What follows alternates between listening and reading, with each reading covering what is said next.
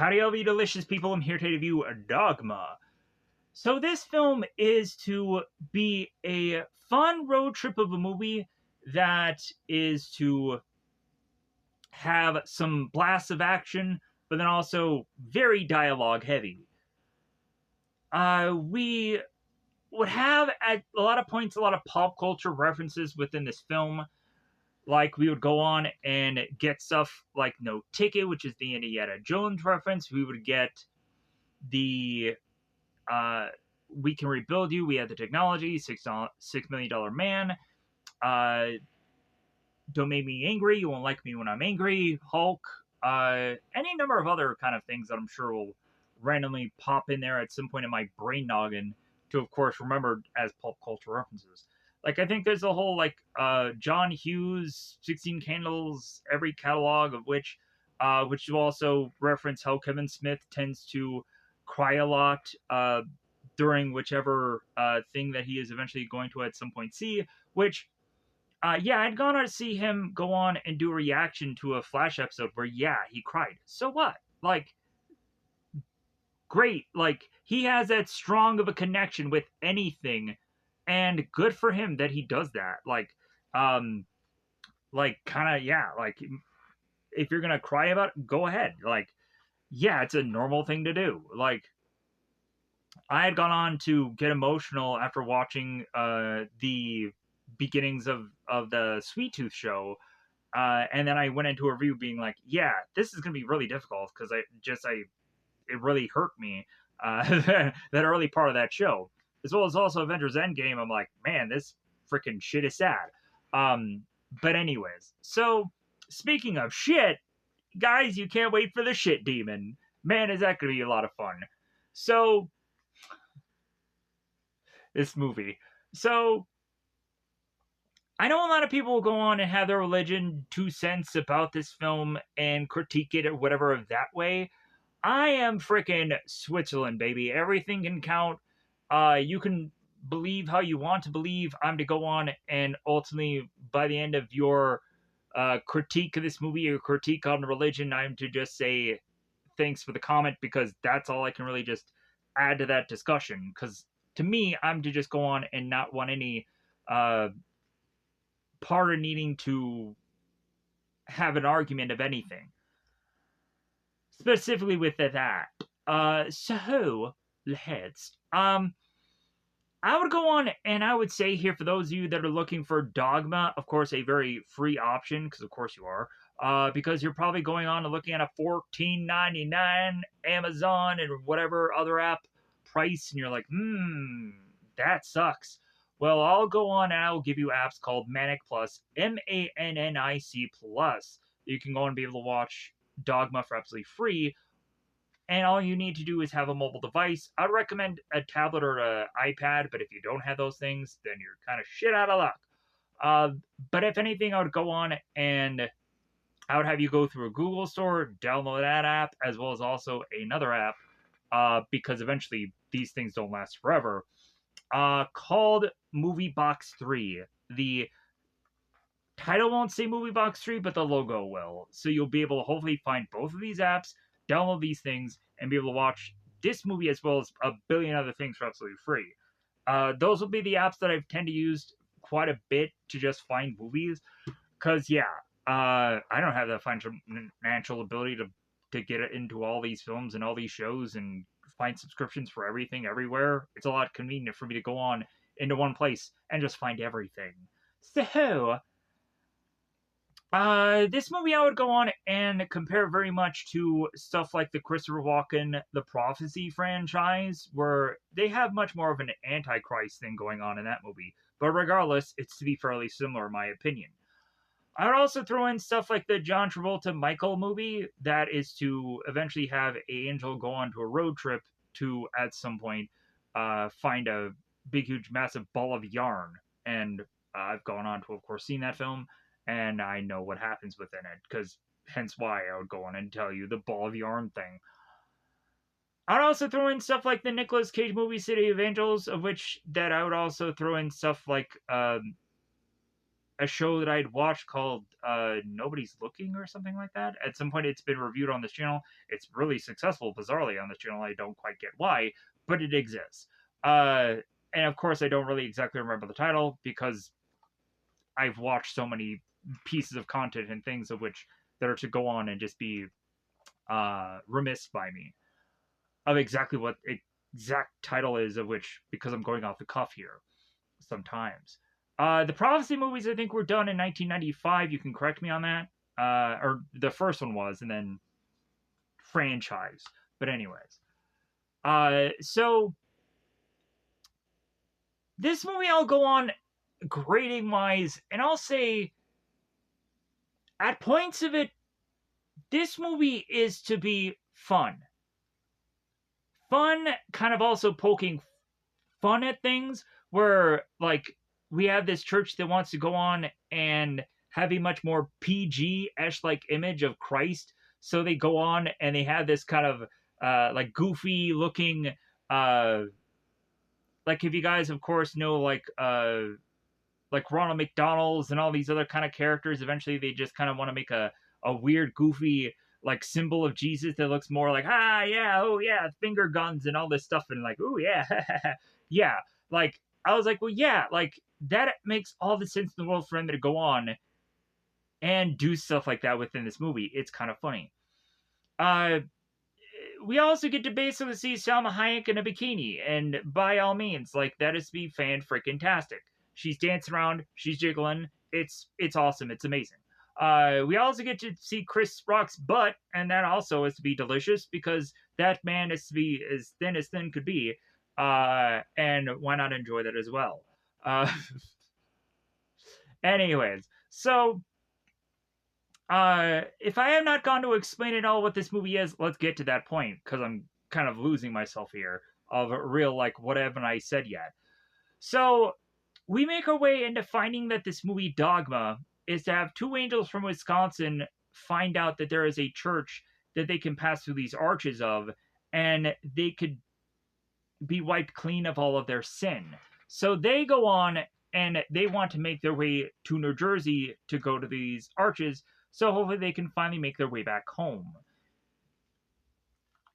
We'd come to find that God, her or himself, is to be taken out, ski-balled out, and to be put into a coma, and cannot go on and act to defend humanity, so, or existence itself. So we would then go on to Metatron, the voice of God, who has ultimately been seen in a show called Supernatural in the later seasons, being done by the guy who was Booger from Supernatural. He was Metatron also. They had a whole season that was to kind of really much focus on Metatron and put that together. But anyways, so the voice of God, Metatron, is to eventually seek out Bethany, who will come to find is a very Da Vinci Code, or is to be a special thing about her that I'd gone on to see in just kind of a number of lines of kind of legend kind of things, where eventually we'd find out that this person is special. So, of course they have to be. They're not just some random person that Metatron just plucked from out of nowhere. And eventually Bethany will need to want to go on and figure out why she is to have been chosen to be on this pilgrimage. So Bethany goes on and is to be saved by these triplet hockey playing guys that are to go on and be beaten down by none other than Jay and Silent Bob. Jay and Silent Bob come to this movie, and we come to find that the only real tie from this movie to other things is the whole Moopsy thing. The Moopsy restaurant ends up becoming a thing in, like, the Clerk movies. So that's, in my opinion, besides the actors who would go on and be retied into the other Jay and Silent Bob things, that's the only real connection between Dogma and what eventually is to kind of follow for Kevin Smith. So, Bethany eventually, after meeting up with Jay and Silent Bob, find that they've made a course ill correction of road tripping to eventually need to make their way back to New Jersey, and so Bethany tags along. Eventually, as they further make this road trip, they eventually stumble upon Rufus, who's to be Chris Rock, who's to be this 13th apostle that supposedly was to have been written out of the Bible. And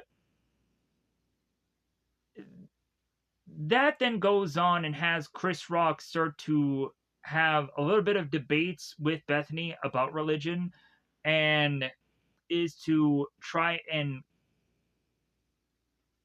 say what Jesus looks like and what happened um, to Mary, and like Mary, the girl who had uh, been with child without having to supposedly actually had sex. Yeah, that whole thing. So we'd go on to further after Rufus. We then find the Muse, or Serendipity. Serendipity is going to be Salma Hayek's character. She used to go on to be this what looks like a stripper or dancer or whatever within this bar that eventually will lead us to the shit demon, and then after that will eventually lead us to at some point finding out who is to be under the ruse or behind all of this, which is to go on and be the character Azrael, which we've kind of seen little bits and pieces of within this film. But then eventually we'll find out why he is to have gone on and done what he has done, but not reveal everything because he used to be like a Bond villain that finally realizes that if you talk too much, that'll be a big mistake. Because what would happen if he loses here or if he gets defeated? Then the heroes will know everything. So, after we go on and make our way with Bethany's team to the church to face off against the angels, because that's inevitable, right? It's like Judgment Day. So, there is an interesting, just kind of continuous shift with Ben's character. How, at very first, we see how he is to have been a person that is to have been sorry and saddened by the human race. But then eventually, by the end of the film, he's murdering and butchering and killing every one of them because he doesn't care. And then also, he is to know that the world may end if he does what he does. And again, he's like, I just want to go home. I don't care about anything else. Like, if it means the end of the world means that uh, that I get to go home, then that's to be a thing that just happens. Uh, but anyways, so for this film, I really do enjoy it. I really do like it. And I go on to really just say how freaking dialogue heavy it is and how much I'm to go on and be like, man, I hope that this movie is to me not something that I just think to watch casually ever again. Because I've watched it like a handful of times, randomly at certain points, but man, do I never want to go on and fully watch this movie ever again. Um, just for how just thick it is with all the stuff of which that is to just be like, man, like kind of like, because I honestly just want to avoid the headache of this film. I really do, because it makes you want to go on and kind of question everything, and it makes you want to go on and like really look into the Bible and research and what have you to make uh sure that everything that they're saying in this film is actually accurate. Um, and I don't want to do that kind of homework. I don't want to do that fact checking.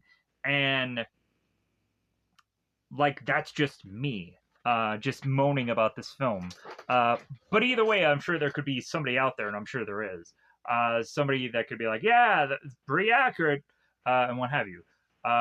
Deciding of what Jesus looks like. Anyways, so, or that God could be Alanis Morissette, because I'm sure people be like, ah.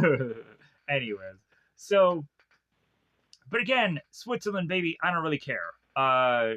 People could go on and feel however they want about this film, because at the end of the day, I can go out of my way to just be like, okay, cool, that people just have something to say about this film, and I could just write it off as that. Or maybe there could be just something we could have just conversation about. Maybe you hate this film. Maybe you love this film. Maybe you're just like, yeah, this is top 10 favorite movie of all time. Maybe you're Kevin Smith and you're just weirdly watching this, and that's weird.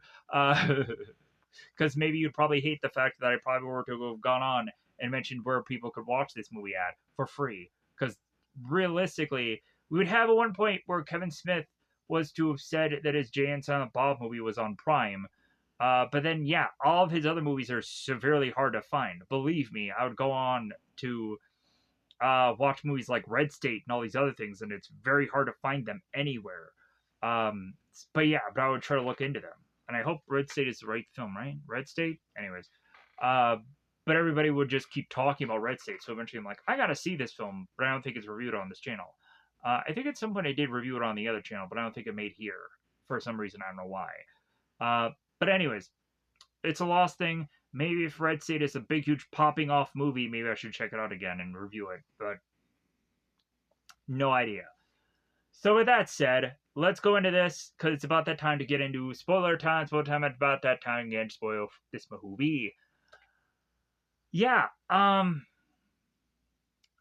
there are some times where you can kind of play different sides of this movie. Like, when I've watched this film more than once, like, I very much like the angel part of it, because it's the taking justice, the knowing everyone's secrets, and like, I guess it's very action and superhero-esque, and like that part I can really just kind of be, I can just be dumb and I can just enjoy. Like, the more and more that I watch this, like the shit demon and stuff like that, where it's like, why did they have that in this film? But then, like, the more and more I watch it, I'm like, no, it's just fun. It's just stupid fun. It's good. Like, believe me, it's a fun, good part. A lot of people will be like, yeah, that's stupid. They'll even have to justify the shit demon thing, where it seems that everybody would have to have gone on and defecated when they died. So yeah, eventually all this shit just built up and became the shit demon. So, as I'm saying the poop word a lot, quite frequently, and I probably should avoid that. But regardless, yeah. So let me know in the comments what your thoughts upon this movie. Hopefully, it's to go on and not be in a religious of natures. Hopefully, it's just to be like, yeah, I like this movie. It's fun. It's goofy. It's whatever. Like, just flop my brain and just pull it off to the side and just enjoy this for what it is, because that's what it probably should be. But anyways, let's get into this, because I know that this is to be the arduous process of the whole review, is recounting everything that was happening within this film. And I think it's about that time to just pause this here, whip out all the things of which I need to whip out, because without a doubt, I think it's about that time yet again to go into spoil time, spoil time, blah, blah, blah, blah. Yeah. I think I've already done the dance of whatever, so I don't need to do it again. So, let's pause here. Okay, so we start at the beginning of this movie at Asbury Park, New Jersey. So we come to find that a random man that we will come to find is John Doe's Jersey, which is also to be God, is to be outside this skee ball place, because he's just a skee ball fanatic. He loves playing this, whatever this game is. I've never heard of it in my life. So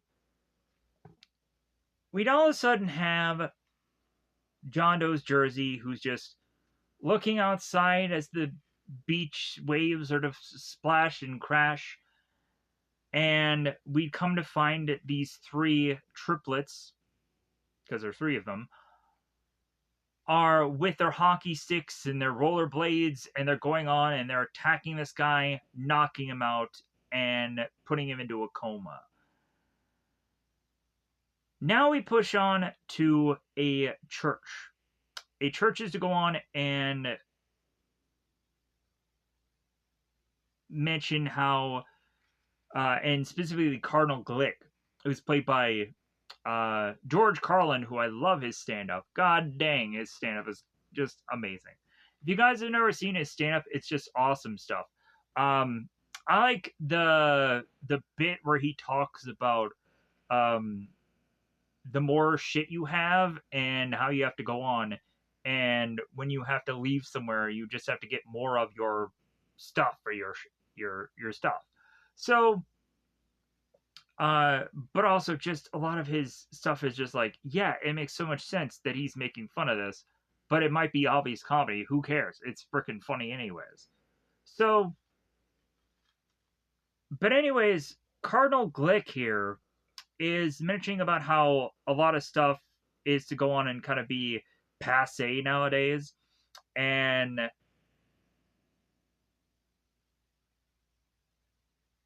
some people can find stuff from the Bible kind of obtuse or hokey. So if anything, they want to kind of refresh things and get a bit of style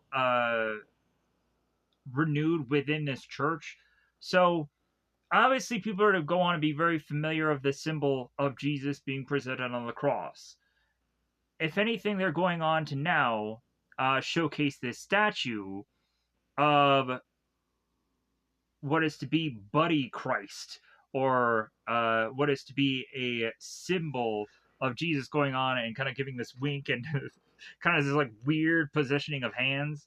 And it's like, okay. So, which honestly makes a lot of sense. Like, if you look at a lot of like you could look at stuff like WWE. Like WWE at some point had like this really hard line of being very close to like a rated R rating. Like they were trying to go on and to target a certain audience. And once they had gone on to be successful, so much so, they decided to go on and turn into a much more PG or political correct kind of WWE, where they were to avoid cursing as often, or trying to build much more of a family atmosphere. Now, them being in streaming, there is kind of the like, hey, we can kind of do whatever we want to, but then also like still try to have this be a family oriented show. Anyways, so uh, so as we go on, we pull away from this whole scene that is to be presented here of Jiminy or Cardinal Jiminy uh, Cardinal Glick going on and presenting all these things to the masses. We then make our way into an airport of all things, or what looks like an airport to me. So both Barnaby and Loki are to have made their way into baggage claim. We would have at one point where Loki is talking to a nun about how he no longer believes in God and all of that because of Alice in Wonderland. How it seems that that story has gone on to ruin religion for him. And the more and more he starts talking to this nun, eventually a nun herself is to be convinced, yeah, what have I been doing my whole life? Maybe I should rethink this whole thing. And Loki is to go on and tell this nun, yeah, take all this money that you would try to get for this charity and get a nice dress for yourself. Like, find a woman, find a man, like, find anything. And yeah, so after Loki goes on and talks to this nun, he makes his way back to Barnaby. And I'm not even sure if I'm really even saying that right. I even want to be easy to just say Barry so that we can get at least that kind of easier. So as Loki makes his way back to Barnaby, Loki is just so happy about him going on and changing this woman's faith and keeping them on their toes and stuff of that nature. And Barnaby points out, it's like, why is it that you're going on and shaking these people of their faith when you yourself have gone on to know that God exists? You've spoken to him. And yeah, so uh but it's just Loki having fun, because we can really just still say that Loki, even though he's not the god of mischief, there still is mischief there. So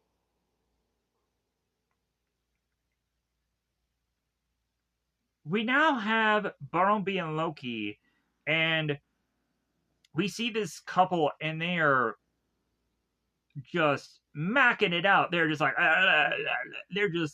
they are just making out like nobody's business.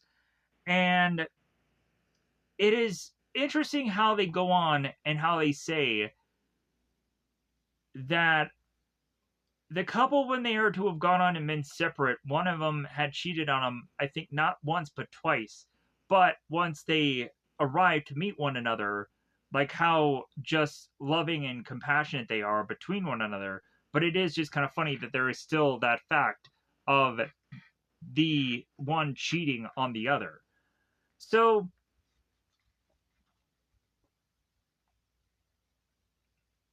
we have Barnaby that thrusts the newspaper to Loki, forcing him to read through all of it, to eventually reveal here that if these two guys would go on and make their way to this specific church, that they will be resolved of their sins and be able to go their way back home. So eventually we cut to, at some point, this church trying to kick off its new campaign and talking about the archway entrance within this news report. Uh, really going in much more to really explain, if both Matt and Ben's character didn't explain it fully. It's also quite interesting how the reporter that is to be put upon this scene here is to actually be the guy that we are to probably know very much from Clerks, who is to play the main character guy from that film, of which that I don't exactly know the or remember the name of. At least I know him from Clerks. But anyways, so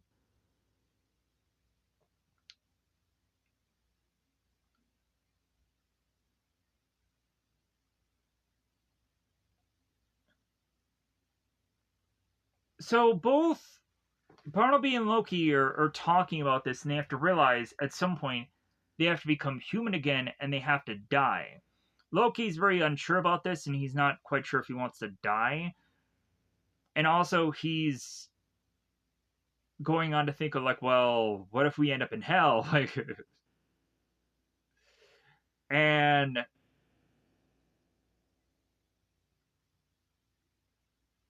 and the more and more, like, Loki's also asking Barnaby, like, where did this paper come from? Like, who gave it to you? And Barnaby doesn't know. And Barnaby says to Loki, it's like, well, hey, we finally found a loophole. And they're talking about how church law and how church law is fallible, and Barnaby even goes further to even talk about how um, God had created man and everything like that. So yeah, so further going on and saying that this has to go on and be a legitimate thing that they can go on and do. So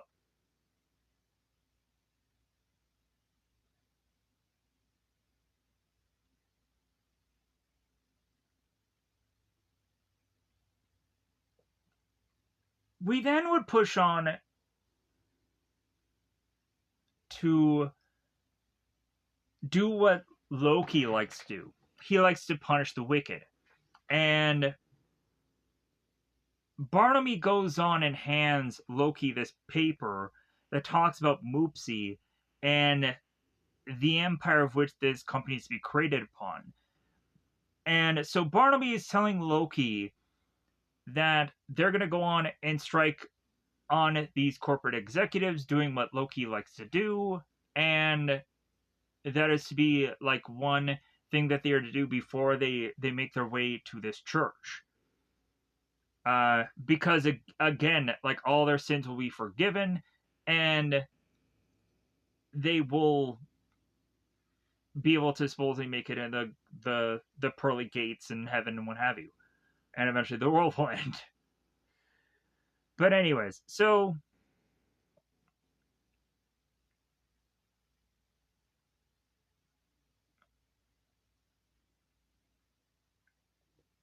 they make their way into this elevator, and it's funny how Loki goes on to say, uh, "We can do the next best thing," and Barnaby says, "What's that?" and and he says, "Let's kill people." And the woman takes a spit take, and then the elevator closes. It's like, not you. So we now cut to this St. Stephen's Church. This pastor goes on about how they're going on and they're having funds being used today to be given to the John Doe's Jersey person who is in a coma right now that is on life support.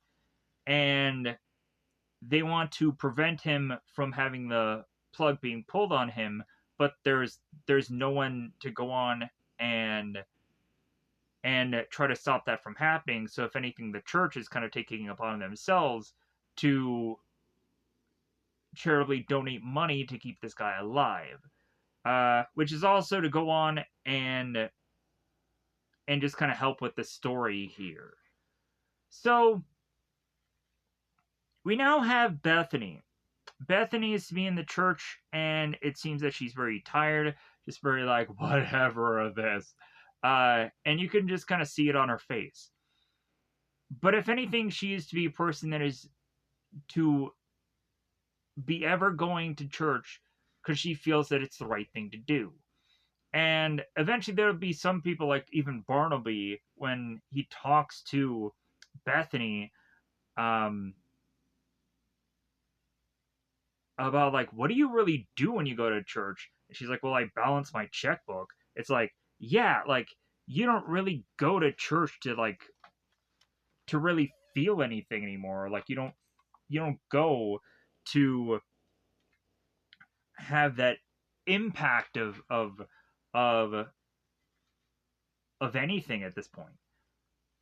And eventually Bethany will go on and talk to her friends and will talk to other people and kind of mention when she was to have lost the faith or when she was to have kind of not really believe in much of this stuff anymore. And why is it that she is to be involved in this? Why her of all people? Anyways, so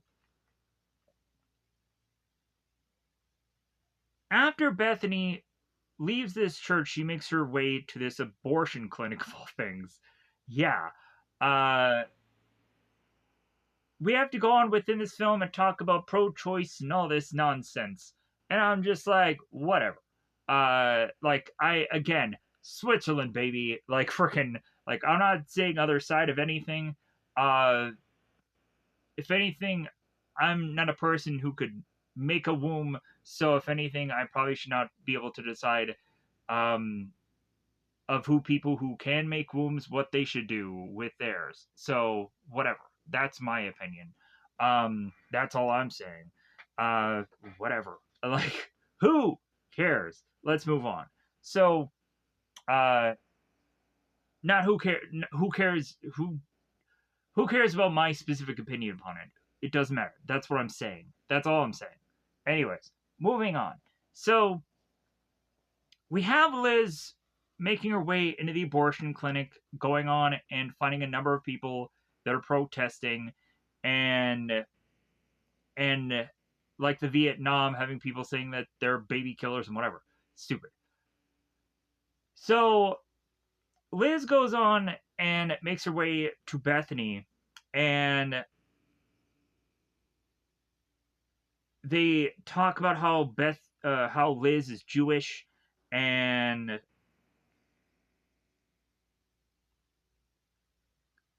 how is it that she is to go on and feel when she goes to church. And Bethany talks about how she remembers when she goes to church when she was young and she felt moved. Uh, Now I sit there every Sunday and I feel nothing. And Bethany doesn't feel that she has really any faith left. So Bethany goes on and mentions about a person that she had set up, or Liz had gone on to mention someone that she had tried to set up Liz with, and how also Liz is to say, it's like, you know what, Bethany, you need some sex in your life. Like, because if anything, like, the older and older you're getting, like, the more and more, like, there's this kind of really cool analogy that Liz makes about this whole glass of water, about how when you're young, like, the water is to be coming from or to going into a very small glass. But, like, the older and older you get, like, the glass is getting bigger and bigger and bigger. And that actually is a really cool analogy. Like, if I think Kevin Smith was to have been the one to wrote all this, so like I think there is some cool things to like pull away from here. But yeah, it is kind of interesting to think about the whole glass getting bigger and bigger thing, and also there is the whole like glass half empty, glass half full analogy, and who are you? Um, like that always kind of brings true in a lot of situations of like, okay, like, are you always to just be kind of always just happy about things, or are you just kind of going on and just thinking like how um missing things are from your life or something like that? Anyways, so like I'm getting way too deep in a review like this of all things, but anyways, it exists, words of which that I can say. So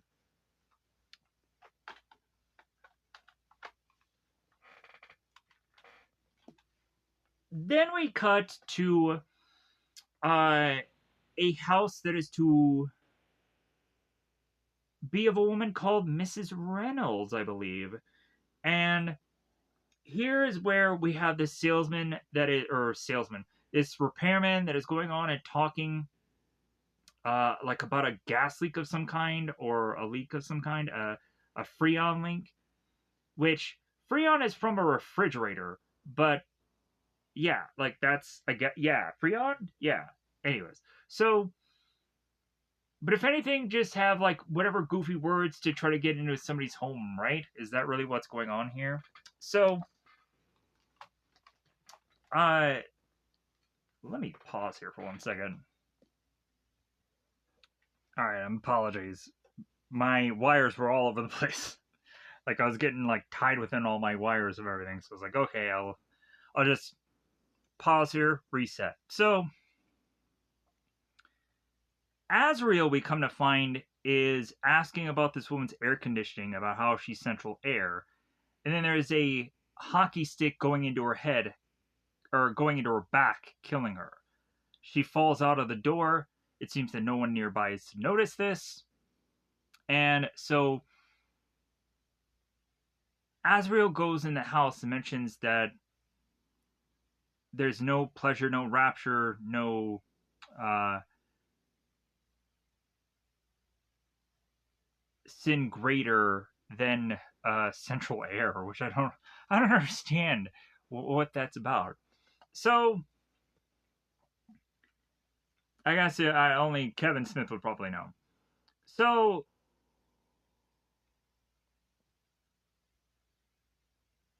Azrael is to set up that someone is going to have to know via Heaven's people of the angels going on and doing this mission. Someone's going to find out somehow. And so Azrael goes on to mention that the powers are going to go on and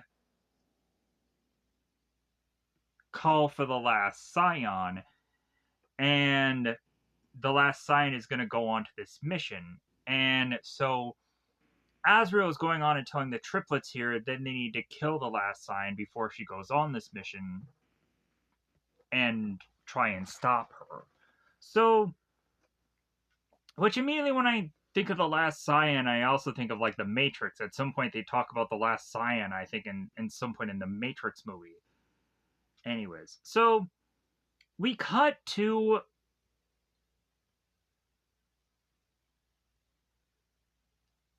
having Bethany. She's asleep in her bed and is to have been awakened by what looks like a flaming ball that is to be in her home. That's what it really looks like. It's a flaming ball. It's just a thing of flame. I guess if you guys remember the burning bush, like I guess this is just a burning ball of flame that is coming through this woman's house. Bethany freaks out by this thing talking to her, saying, "Behold, I am Metron." And he sounds like the guy from Die Hard. Behold, I'm Metron. Behold. Anyways, so, and of course, if you guys know Harry Potter, you'll, going through this guy's IMDb. Anyways, so, Metatron is to go on and try and speak with Bethany, and Bethany whips out this fire extinguisher and douses him out, and Metatron is like, "You really had to use the whole can?" Yeah. So we'd come to find that Metatron is to be snapping his fingers like Locutus from Star Trek Next Generation. Yeah, like I guess that this movie was to, of course, be done by Kevin Smith, that probably knows Star Trek and probably knows about Locutus. So if anything, like this guy who's to kind of be omnipotent, like it kind of makes sense that he would just snap his fingers and stuff would happen. So Metatron goes on to mention about how his wardrobe, because he just has a thing about his wardrobe being ruined, and so Bethany threatens how he's going to attack him with this bat, and Metatron is like, "Oh, are you gonna hit me with that fish?" And then he makes a fish appear instead of a bat. Bethany, baffled and confused by how she has this fish on her, drops the fish, and it's so funny how Bethany is to say like, "Oh, are you gonna rape?" God, I hate using that word. You gonna have sex with me and stuff like that, and Metatron just whips his pants down and saying like, "Hey, I'm a Ken doll down here. Like there is no way for me to have gone on and been able to do anything to you, in that nature." So, like, if anything, they can't even drink alcohol because of course Loki will have changed all that for all the angels. So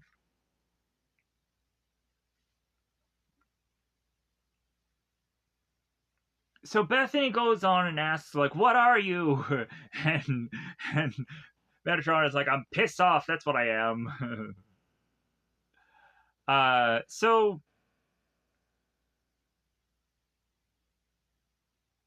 Metatron is to be mentioning how Bethany is single, and finally whips out his wings and it is to go on and say that he's Metatron, and I would just be like, "Transformers?" No, that's Megatron. But it's kind of funny.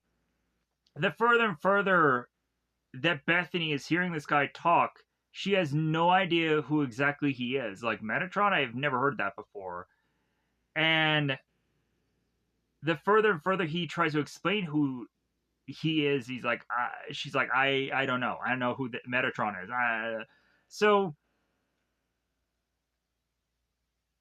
finally Metatron has to mention that he's the voice of God, and it's like, voice of God.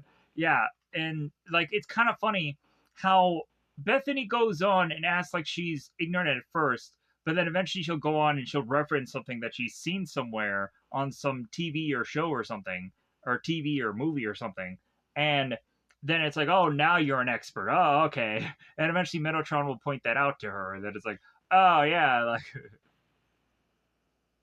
you know what I'm talking about now. So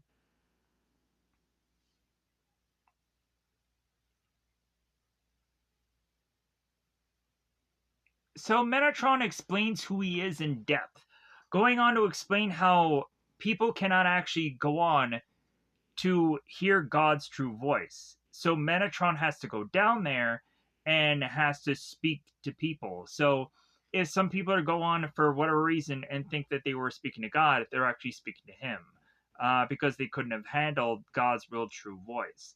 So that is a kind of very brief explanation of who Metatron really is. So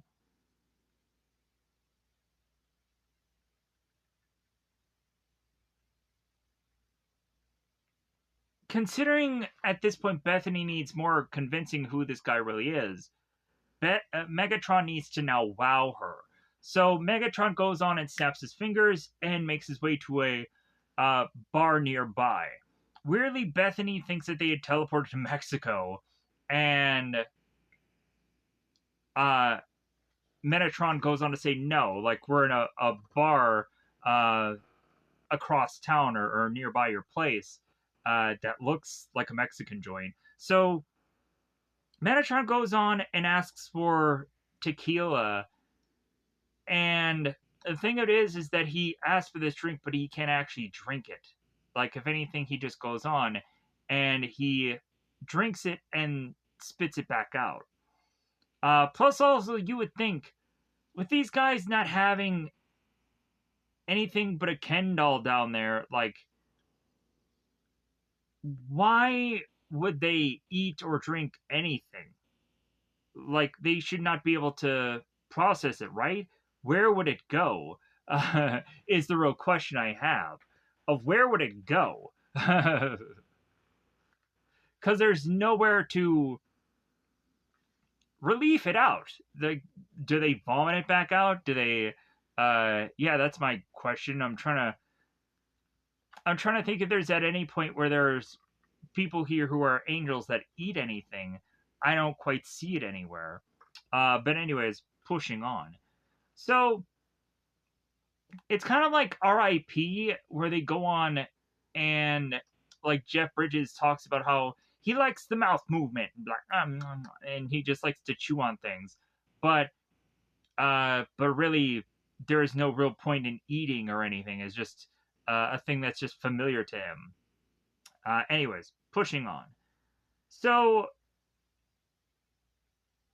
here's where Metatron goes on to mention how if Bethany is going to be part of this pilgrimage, she's going to meet up with these two prophets. Eventually, she'll come to find that one is to be very talkative, but the other one is to be more of a quiet type. So, and eventually that Bethany will have to make her way to New Jersey, of all places, to go on to this mission. So, mm, and if she does not go on to this mission, things will go on and cease to exist, or thus negating all existence not existing. So, I'm trying to.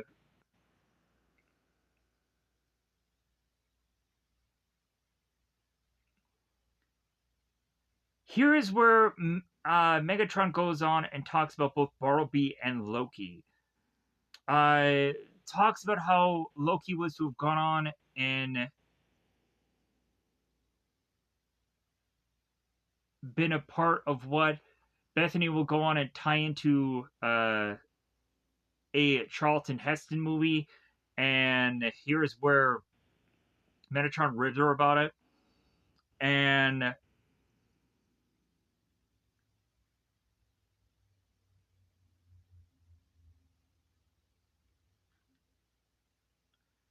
so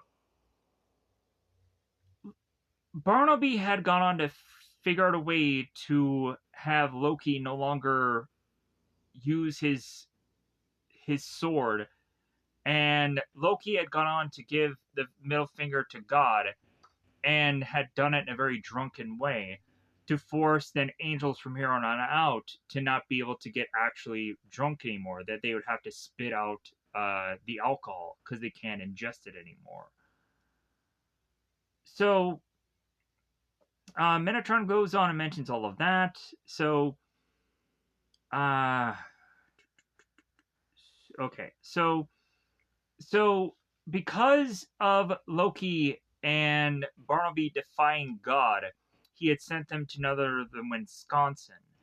Uh, but they would come to find out a way to re-enter heaven, which will go on and and reverse God's decision upon them for being banished, and God is infallible. And so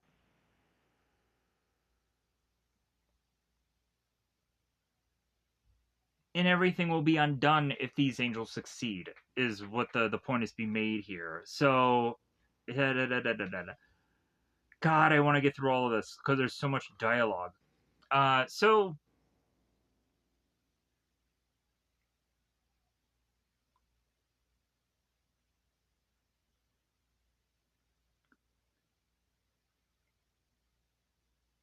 So now after towards the tail end here, they talk more about how sex is a joke, and eventually Metatron is with these maracas and he's shaking them, and then all of a sudden Bethany wakes up and thinks that everything is a dream, but then all of a sudden she ends up pulling out the maracas from underneath her pillow, saying like, "Oh, so this wasn't a dream," or maybe it is. I don't know. It's just something to kind of be like, wasn't, was it, was it, wasn't. Anyways, it's confusing. So Bethany goes on and leaves from her clinic. She leaves from her bed and then her clinic, which is kind of just strange. And or maybe it's just her home. She goes on and she enters this code and then she leaves. So Bethany tries to make her way to her car and eventually drops her keys. She'll find that the triplets are to be in between her and her keys, and eventually Bethany backs away. The triplets go on and shuck the keys with a hockey puck underneath the car. Bethany tries to go for it as the triplets are to be with their skates and pucks or within their sticks trying to get to Bethany to then hurt her. Bethany is to find that she has a mace thing on her keys. That's why she's grabbing for her keys to try to protect her that way. All while this is going on, there is Jay and Silent Bob that kind of swoosh in like out of nowhere, like Batman and Robin. And the bad point about this is a lot of this actual fighting is kind of going on off camera, or maybe we hear sounds or stuff like that. Like there's some of the action that is kind of disappointing because it's just to be kind of like yeah, because like this movie only has so much budget, as well as also like you don't really want to really be uh able to try to do any of this violent stuff on here because it really could hurt people. So a lot of it has to just kind of be like plus also later on when we had the shit demon where they're going on about yeah, like obviously this monster can go on and take out this whole gang of people. It wouldn't make sense. um There just had to have been less things shown just for money constraints, obviously. Anyways, but I'm sure they probably could have pulled something off. But if anything, like it would just be better off to just do the ooh yeah, like kind of like in Family Guy when they're all going on and they're doing this for a very long-winded amount of time, where everybody's going on and they're weirdly nodding to one another for a very long stretch of time, and it just becomes the running joke of like, okay, when is the nodding going to end? It's like that's when it's going to end. It's going to end. Yeah. So we now cut to Jay and Silent Bob smoking a cigaretto and pulling up Bethany. And so we, of course, have Jay who's asking if he can get sex as a reward. And of course, he isn't going to. Uh, but it's so very funny how Jay keeps pushing this about like, well, hey, like if the world is ending in 5 minutes, would you have sex with me then? And Bethany's like, well, yeah, sure. If the world's gonna end anyways, then yeah, like I might as well. So it's like, okay, deal. Like, and eventually we'll push on to the later half of the movie or the third act, where eventually he's like, hey man, the world's gonna ending. There's no way gonna stop that angel. We might as well have sex now. And then the more and more that Jay talks, eventually you'll get revealed of where God is. Anyways, pushing on. So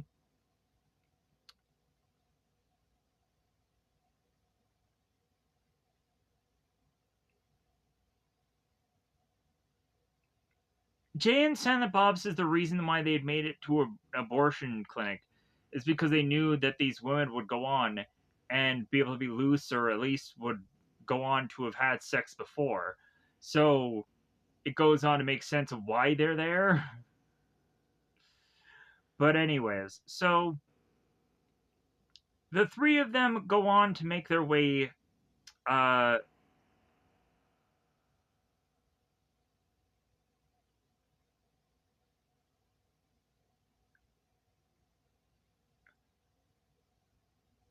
as Bethany figures out that they're the prophets. Because eventually Jay will go on and talk about how they kick the shit out of kids, and they're mentioning how they're making themselves a prophet.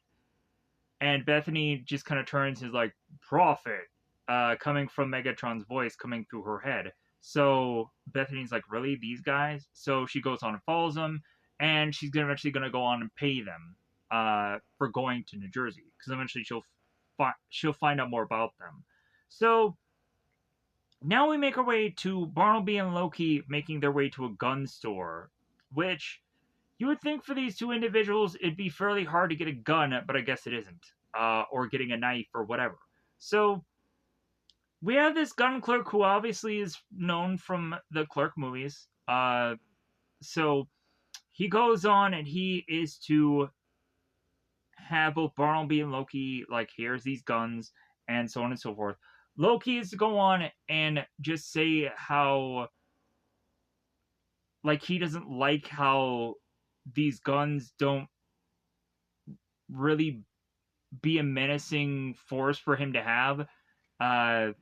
That he's used to a big, huge, massive sword, and that looks threatening. Like, having a gun like this just doesn't seem threatening enough. Like, it's kind of like the Ryan Reynolds thing where it's like, hey, you whip out double swords at a wedding, like, people will remember it. Yeah, for Loki's case, if you just whip out a gun, like, yeah, like anybody can whip out a gun at this point, these days, or whatever. Even though it's harder to get a gun, right? So,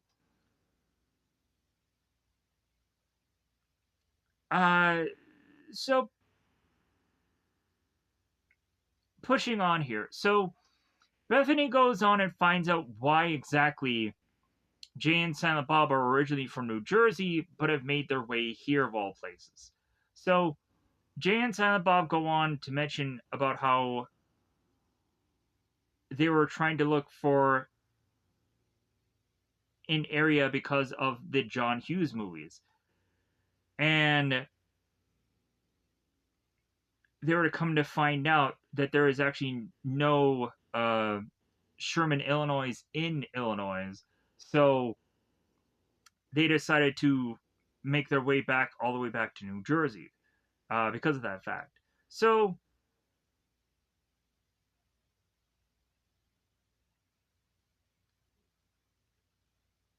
Bethany goes on and asks Jay and Silent Bob uh, that if they're going back to New Jersey, that she wants to go with them, and that she will go on and pay them. Um,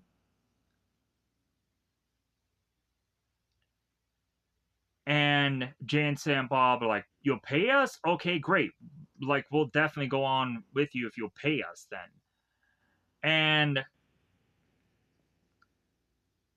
And so Jay is trying to figure out a way to like, hey, can I get head? Can I get that? Like, like what kind of payment can I get sexually? Also, um, so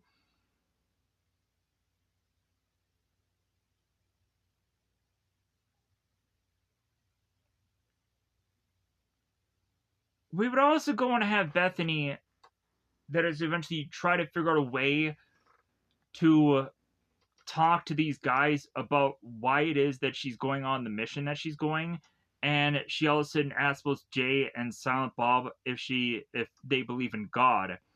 And both Jay and Silent Bob are very much weirded out by this. Uh, and so that's why she goes on and asks, like, well, yeah, I'll pay you. So we now have Jay and Silent Bob that are in this car. And within the car, Jay evidently doesn't realize that he probably could have just gotten an automatic car instead of a stick shift. But whatever, I guess he just doesn't know anything about cars. Because most of the time, these two characters are characters that are just walking to wherever they're going, and very rarely do we see them actually in a vehicle somewhere or them actually driving a vehicle anywhere. Most of the time, they're in the back seat of the locations or to be driven by people. So, anyways, so Bethany ends up asking Jay what gear he's in, and he ends up saying gear, and then we come to find out that the hood is be smoking, and you can no longer drive this car. So they look upon a map to try to figure out where they are. So now we cut to Loki and Barnaby. Here's where we get to the bus scene where eventually they are to go on, and Loki is to mention about how he might not be as good as he is anymore. And that if anything, Loki wants a shot at judging people. And so Loki goes on and turns to this couple that are making out and turns to the guy.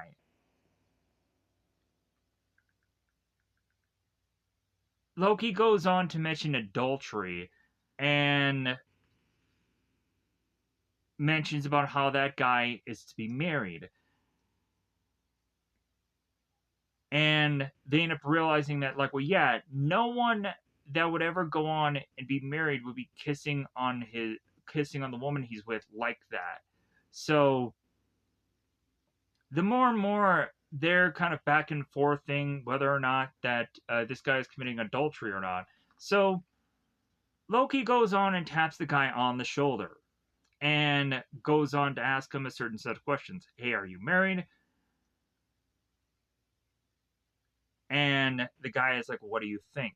And then Loki's like, well, to her. And the guy says no. Uh,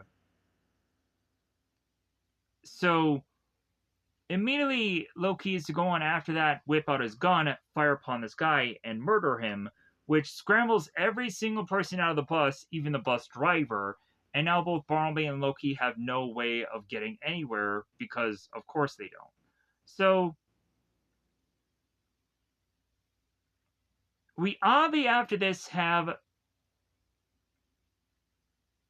Loki going on and doing this whole song and dance or whatever about whose house runs house, whose house runs house. And if anything, I think weirdly that is to be kind of a weird takeaway from this film. But yeah, they go on, and I think at one point, uh, they do a lot of references of movies because they like to do that in Kevin Smith movies.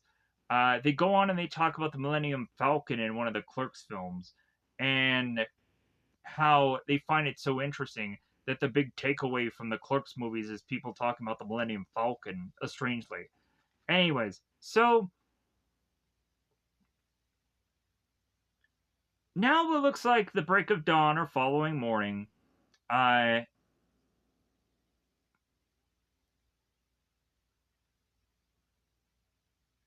we have Bethany getting very upset with the prophets at this point, and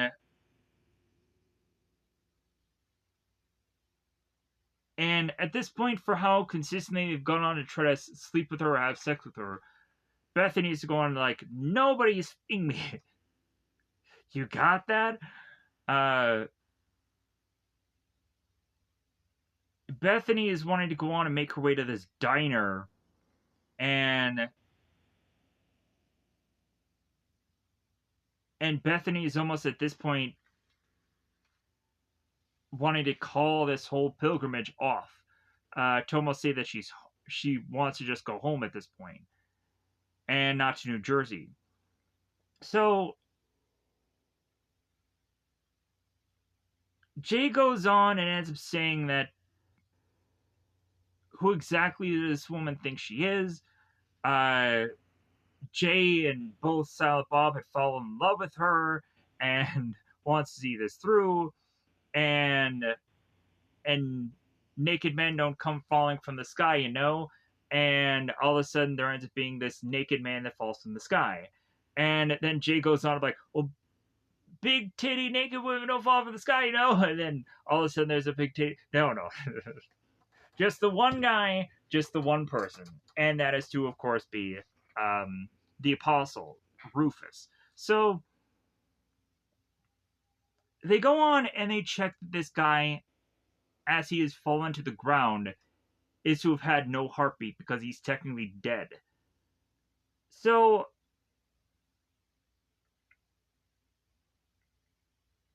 it's funny.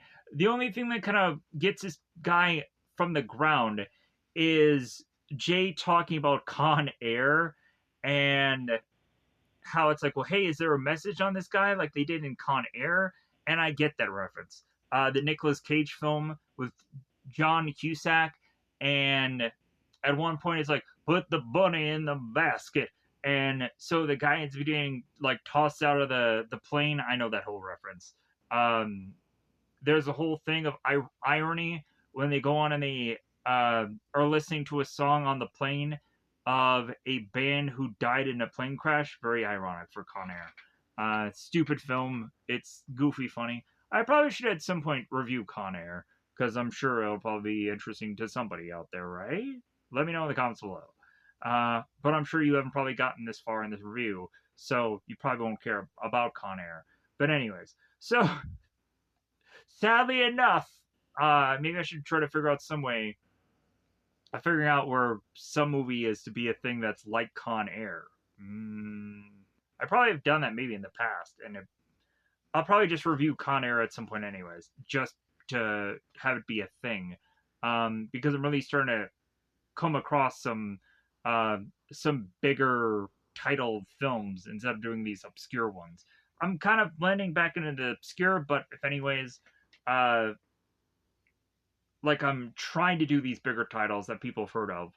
Uh, like I'm eventually want to do like this Josh Hartnett, Matthew Lillard movie called Wicker Park, which I'm sure no one's heard of.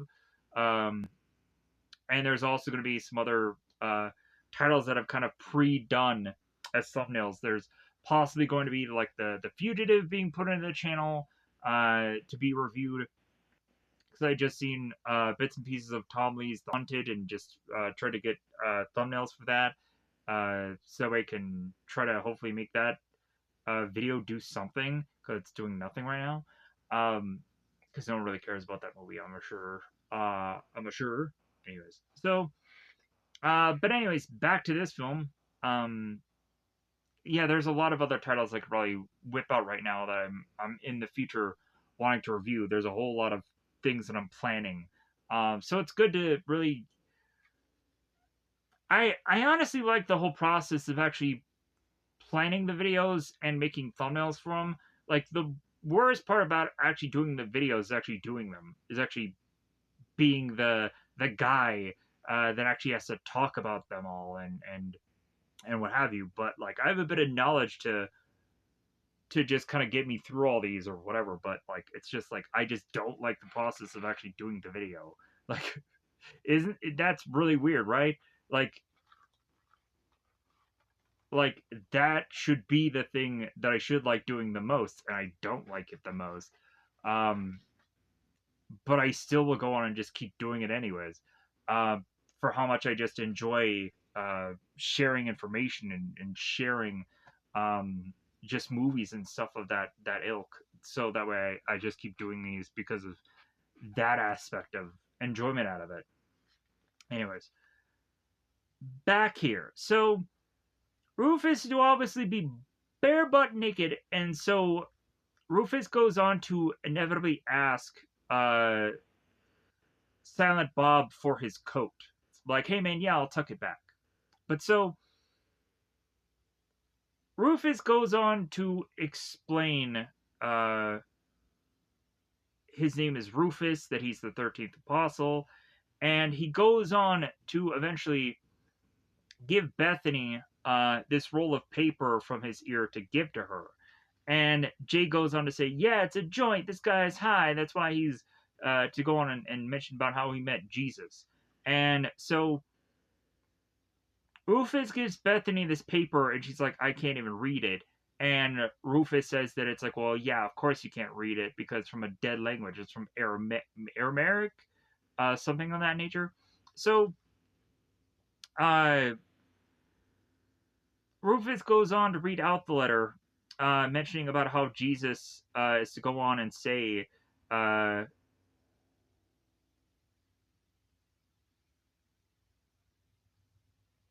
that that he'll meet him in X number of days, da da da da da, and so, and it's also kind of funny that Rufus mentions about how Jesus owes him $12. So Rufus goes on to mention about how he was a man once, and he had followed Jesus 12,000 years ago, and oh yeah, so here's the letter. Rufus, see you in 2 years, Jesus. So yeah, so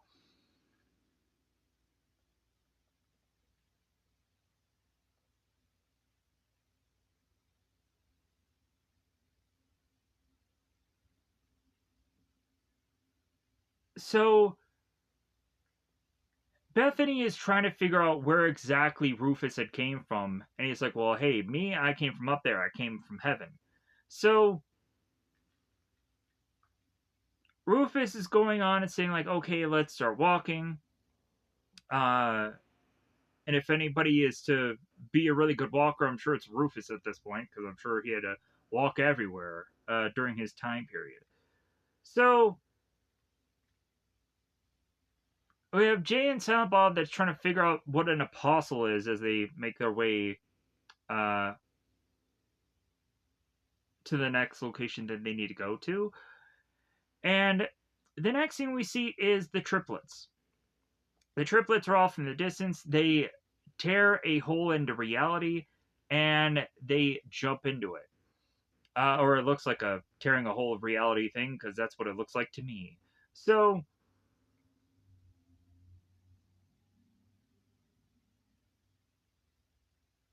the triplets are going on to explain to Azrael, uh, process wise, where Bethany is, that she has prophets with her and she has an apostle. The next thing we see is the triplets to have all been very beaten up, and one of the ones is wearing ice packs on his head. I'm not quite sure where the battle had come from, Was that to have come from like the battle from Jay and Silent Bob? Was that to have been a beating that Azrael had given them after he had been upset with all of them because of Bethany not being dead yet, as well as also all the other people that are with Bethany now, that it seems to be building up to something? Conclusions are to be had by me wanting to go on and ask the director about this. So,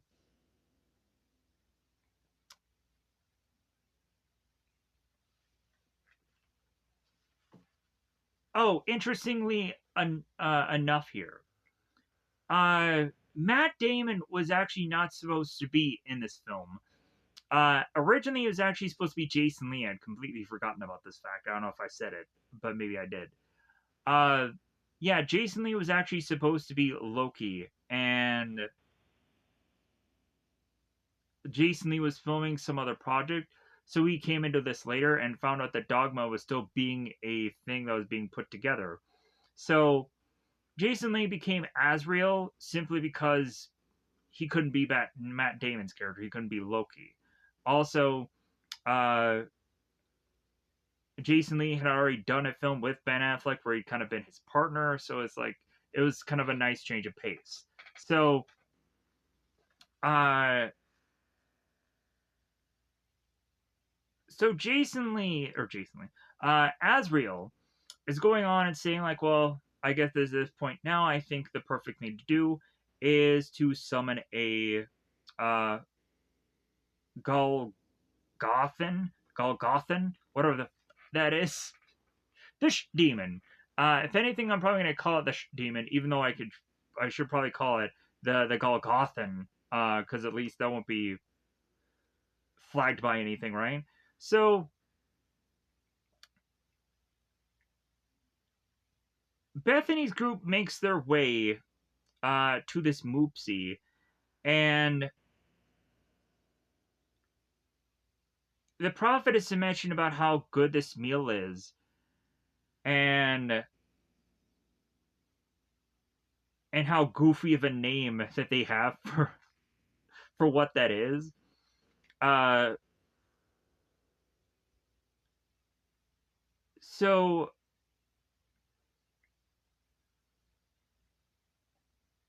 Rufus is to say like when they're in heaven, like what exactly they do now that they're dead. And so Rufus says that they tend to like look they tend to stare at people in showers, which funny enough, like we had this whole thing with Ant-Man, done by Robert Kirkman, who was to be the guy that did The Walking Dead. There was to be this story of Ant-Man where Ant-Man would go on, and if women would not go on and want to date him, like he would follow them to their house and just watch them shower and then just leave at some point. Um, yeah, that'd be the weird thing about Ant-Man. So yeah, so having uh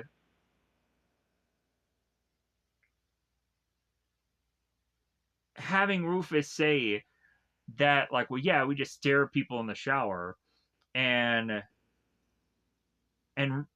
Jay is like, man, I can't wait to die just to stare at people in the shower. So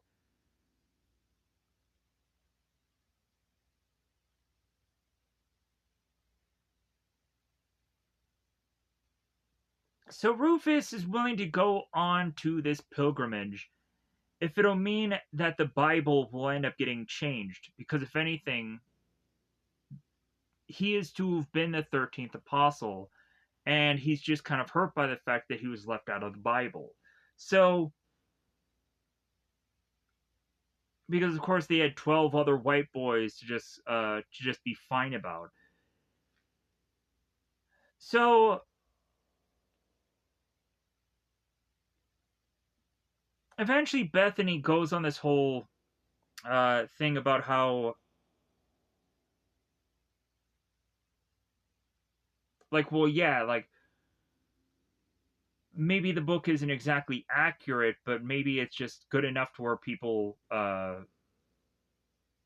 will just like the story anyways. So,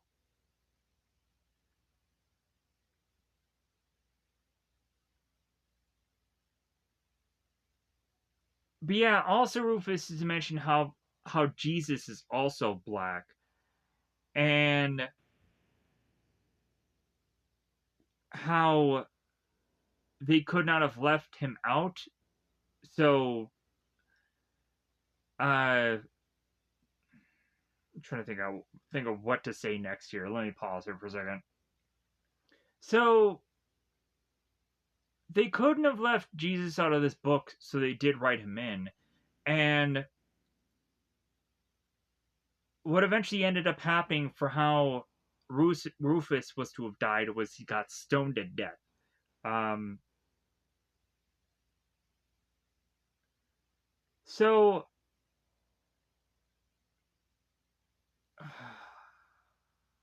pushing on here, uh, Rufus is going to be quite upset that how he kept following Jesus instead of going on and eventually sleeping with a number of women, because he could have been able to sleep with a number of good amount of women. But he had gone on to follow Jesus until his death. And because of course this is all about sex, right? This is all about like who can nail who and what have you. So, uh, God, if there's anything, uh,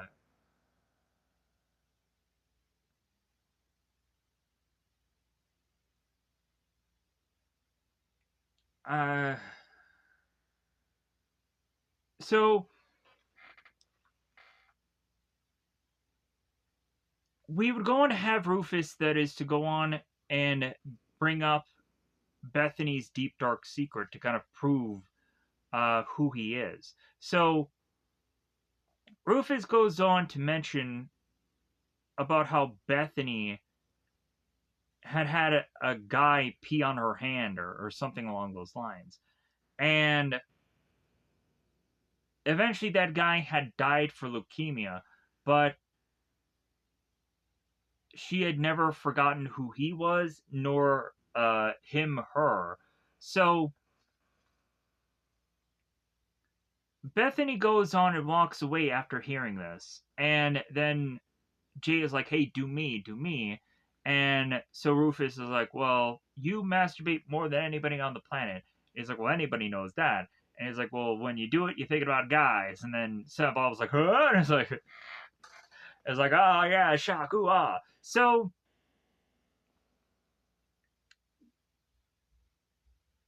Rufus goes on and gets back to Bethany. And Bethany is kind of just to the point where it's like, you know what? Like, I just want to go home. Like, I just want to forget all this. Like, like I wasn't even sure that God did exist. Uh, like I want to throw away all this Christian mythology bullshit. Like, like, like I just like so.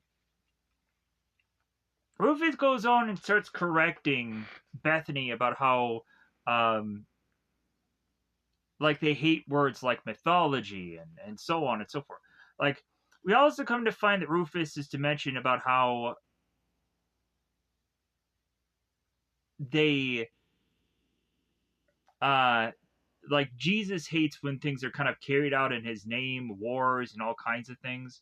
And that is kind of interesting. It's like, well, yeah, when you think about it, like from a perspective of the actual person, like, yeah, it does kind of like suck when like negative things are to be tied to a person of like religion in some ways. But anyway, so all of a sudden Bethany is to realize that both Jay and Silent Bob has disappeared, so they make their way to this what looks like strip club. So Rufus is all of a sudden getting his hands on, starting to dance, and we come to find on the pole, or on the dance floor.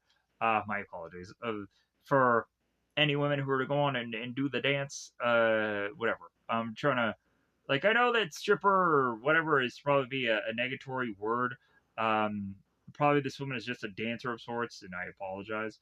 I don't know the right vernacular of who to of how to like freight. I could just say dancer, but if anything, she's dancing on a pole. So pole dancer, where does it end? What is the correct terms? I don't know. I don't know. I am not in that. I'm not involved in that kind of career of whichever lingo of which could be figured out exactly. Or what's the more proper term? Anyways, moving on. So the reason why we're at seemingly a pole dancing place of sorts, which Jay reveals here, is Jay turns to Bethany and is like, "Well, hey, what are you doing here?" And Jay reveals that he's like, "Well, hey, I'm trying to reveal to Silent Bob that I'm not gay, and so we're gonna watch this woman dance." So as they go on and they do so, eventually at some point Rufus is to figure out who this woman is dancing. She goes on and mentions that she's the muse, that she's serendipity, and so while that's also going on, Selma Hayek, or the Muse, is, and I'll probably call her the Muse the whole time, because serendipity is a big, huge, long of a word to just spout out every time. So the Muse is to be dancing, and Silent Bob is going on and thrusting money in the air to just be like, like I got your attention. So the woman dances, and all of a sudden there's to be what looks like I want to they call them a gang, but I'll just say that they're an assortment of gentlemen that seem to all be wearing red bandanas upon their clothes. Take with that what you will. So we have these gentlemen on the other side of the table here that are to also be thrusting in the air to get to the attention of the dancer also. There's this back and forth consistently going on, and eventually there's more and more money coming from both sides. Eventually, Silent Bob wins this argument of money being thrusted in the air as he has more than the other guy does. So eventually, as this song goes on and the dings go on for the money to be thrusted in air, we then cut to the Muse's character kissing Silent Bob, and Silent Bob kind of just sliding into the ground. Interestingly enough, like I'm kind of curious what could have the casting have been of this movie if things were different. Like, because supposedly a Baldwin could have been casted for Azrael. So I'm just kind of curious of what kind of were they thinking for actresses. But like, if you really think about it, like, there is only so much money that this movie probably would have had to, like, we could have gone on and done all kinds of kind of just certain casting. There's quite a lot of times where they go on and they take like the Avengers movies and like, well, yeah, what would have happened if the Avengers movies would have been done in the 80s or the 90s? Like, because yeah, there would have been really, like, how could you have gotten together that kind of money to do an Avengers movie at that time unless Disney owned Marvel well into its earlier years. I don't know. Anyways, so it'd be cool to think about. They did a Fantastic Four movie, which was to be unreleased. So there could have been a number of possibilities. So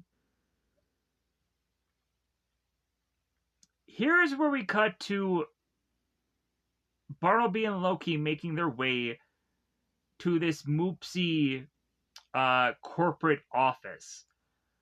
So we'd come to find these executives all going on into their boardroom table and talking about the numbers and the overnights and everybody happy about the returns that they're all getting from that.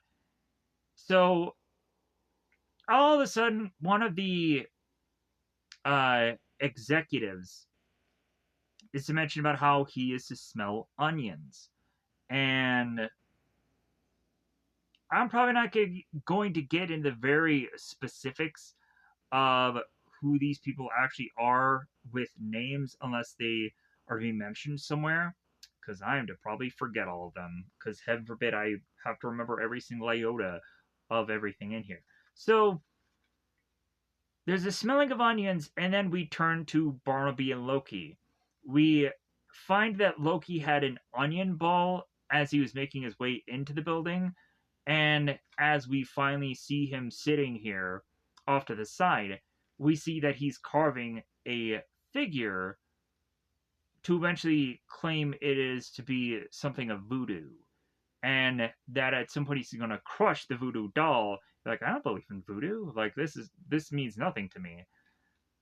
Or you shouldn't be afraid by it because it's just a doll. It's just a doll I made out of an onion. But anyways, so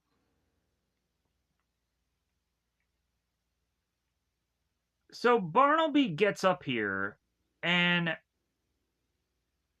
is to rattle off everything business wise that has ever been with this company, and goes on and on about it: theatrical films, uh, certain specials, video cassettes, and eventually, out of all the things he mentions, he forgets about the magazines. Uh, and so Loki points out the fact that he had forgotten completely about the magazines. Barnaby goes on to mention about how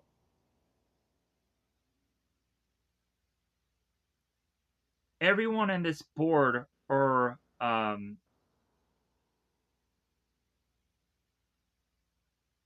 idolers or idolers, whatever that means. I've never heard of that terminology ever in my life. So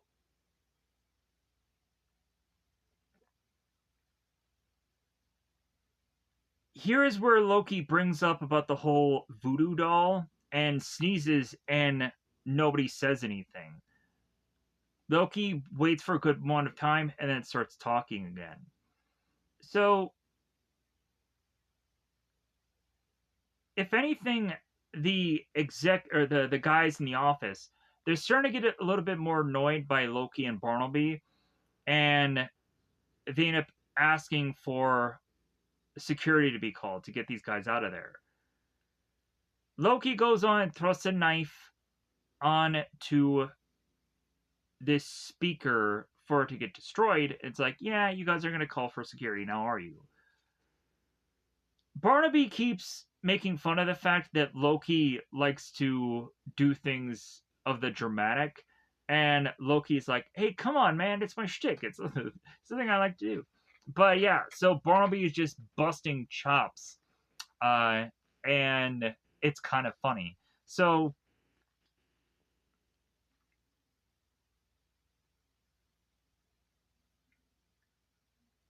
here's where Barnaby starts to go into people like Mr. Burton and mentions about how he had cheated on his wife 8 times. He goes on to the next person, uh,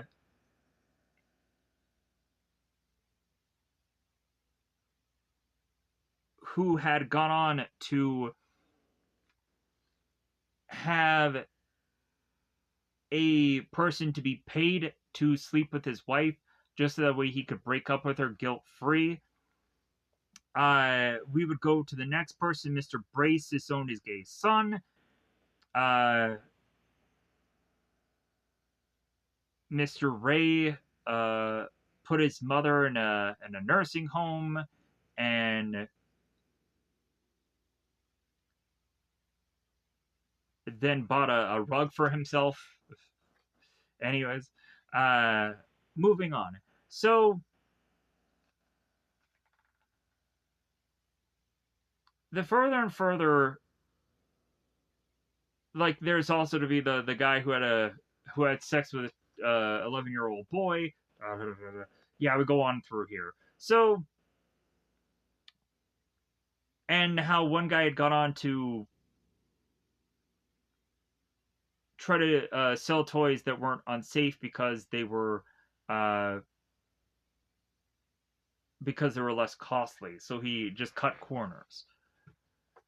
There was to be one woman that was to finally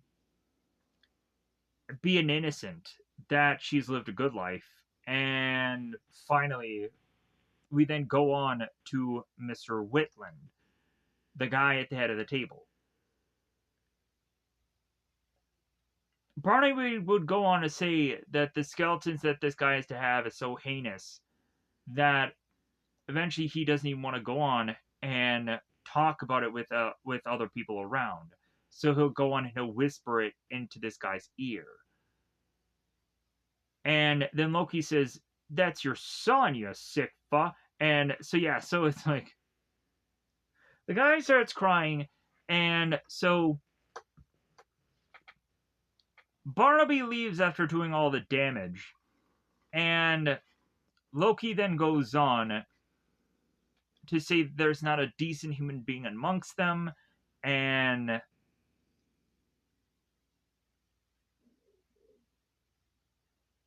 that if anything, um,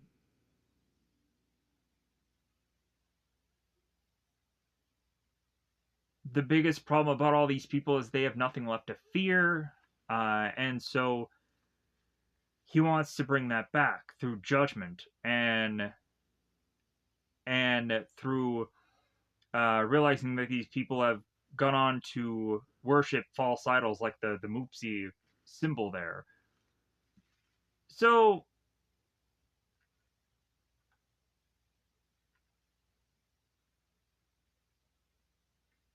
as Loki turns back to the voodoo doll, crushes it, and then leaves, they think that everything is to all be done with. And come to find out, Loki comes back whipping out his gun to kill everybody, shouting out the words fakes. Fakes are all fakes. So I thought at first he said pigs. Pigs are all pigs. That's what I thought he said. People can go on and kind of correct me in the comments below, because for some reason I thought he said the word pigs, but I guess he says fakes, because that's what the closed caption would correct me on. It's like, okay, like, yeah, I guess I would have to go on and figure out what fakes really means. Moving on here. So after Loki kills everyone except for that one woman, he offers her gum and inevitably says, like, well, you did not say bless you when I sneezed, so I'm tempted to kill you. And Barnaby says, okay, that's enough. Like, you've done enough. So let's leave. So we now cut back to Bethany, Rufus, and all these people. So now that the muse is to kind of have her time to talk here and mention how she's not really a woman, like, if anything, like, yeah, she has these big breasts, and she goes on and just kind of grabs them, and that's kind of like, okay, cool, like, she's kind of being a little risque to, like, oh yeah, like, so it's funny, like, the muse is talking about how she used to be like an abstract, and also she used to be a muse for people, but then she gave it all up to try and write for herself, but then eventually she realized as soon as she did that, she got writer's block, that evidently she's kind of given up all of her ideas to everyone else and has nothing for herself, which is kind of interesting. So also, the muse is to have shown Bethany like her crotch area and realize that she's or to show that she's basically a Ken doll, um, like the angels. So the muse goes on and turns to Rufus and asks like, hey, well, I know why you're here, but but who is she? Who is Bethany? And Rufus goes on to turn to the muse and says like, well, yeah, she's the last scion. And Bethany's like, what? And it's like, no, no, no, nothing. Like trying to just not say to Bethany who she really is. But eventually Rufus will go on to get to a point where he's going to reveal to Bethany who she really is, who because basically she used to be the last descendant of Jesus Christ, and she's basically be a part of the family. Because we would have like Da Vinci Code that would go through the whole like, yeah, Jesus had a bloodline, and eventually it all leads down to this one person, because of course it always does. Um, and this movie is kind of the same thing here. So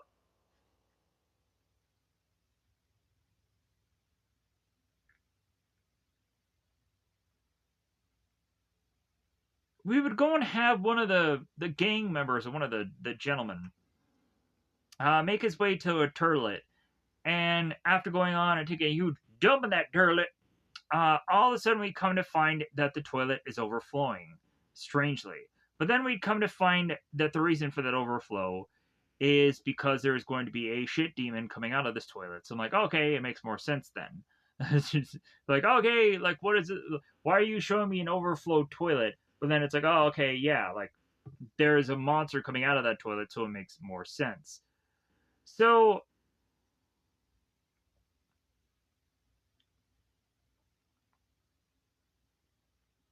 God, I am really trying to rush through a lot of this dialogue because I know how long this is going to take. So, and they always have to mention in this movie how God has such a sense of humor in this film. They go out of their way to mention, yeah, God is so funny. Oh man, what a crack up. Oh, no. Yeah, he's so funny. And it's like, how would you know? Because if anything, like, God can't even speak to you. He can't tell jokes because you would die. But, like, yeah, maybe in heaven, maybe it's different, but still. Um, yeah, I'm not quite sure why God would have a sense of humor. But then, if you think about it, there's so much about the human race that would probably be very humorous. So, anyways, but also maybe they have to keep mentioning that God has a sense of humor for any number of reasons. But also just because this is also a comedy movie or whatever. But anyways, so but the muse goes on and says that God is a she, which is like, okay, yeah, whatever. Like, cool. Like, he, she, like, to me, like, I can go on to even think that God is just, uh, not even a human being of any kind, that he's just some kind of weird, goofy mishmash of just everything. Uh, Kind of like at some point, I think in like South Park, like I think they had God, and God was like 50 other different mashing of other things. Like you could go on and probably just say that God could be that he looked like a really creepy and awful looking creature of things, but it would probably in some ways probably make a lot of sense, right? For how God would just be this mishmash of things. He wouldn't actually look like an actual person. Or maybe it would just look like a cloud of the sky that had eyeballs in it. Who knows? But if anything, I think the traditional look is just some elderly old man that is to be wearing a toga, and like that is I guess to be a traditional look of God. I don't know, like really, like again, I'm not going to go on and be religious here. I don't want to debate with people. If anybody just starts to debate me about any of this stuff on here, I'm just going to just ignore it. I hope you'll go on and you'll hear that, and you'll know that I'm just going to ignore everything. Just because, again, like for any of these videos, it's like cool. Like, there's times when I want to go on and I want to communicate with people, but then there's also some times where it's like, thanks for the comment. And that's what it might end up being. Anyways, so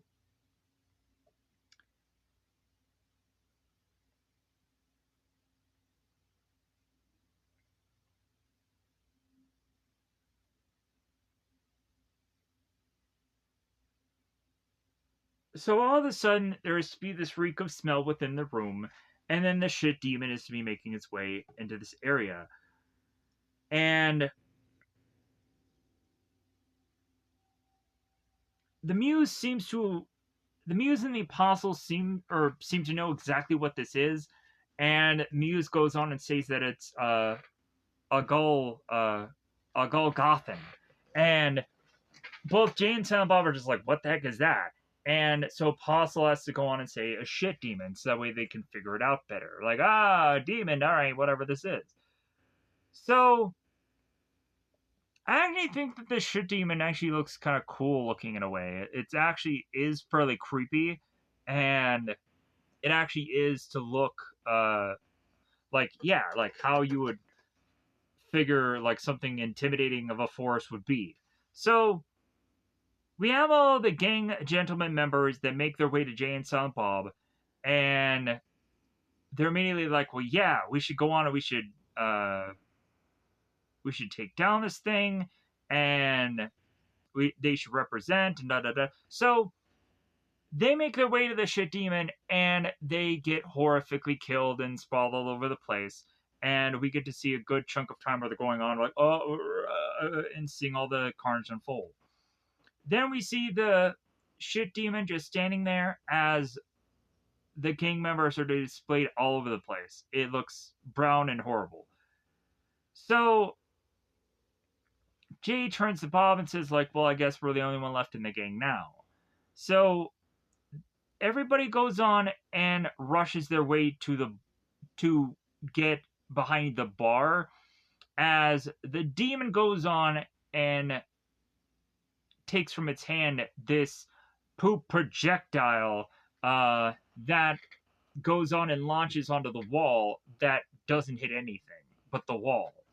So now they have to go on and figure out how to take this demon out.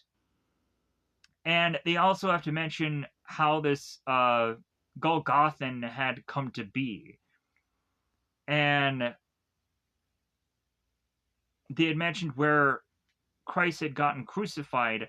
A number of people had gone on to defecate during that area.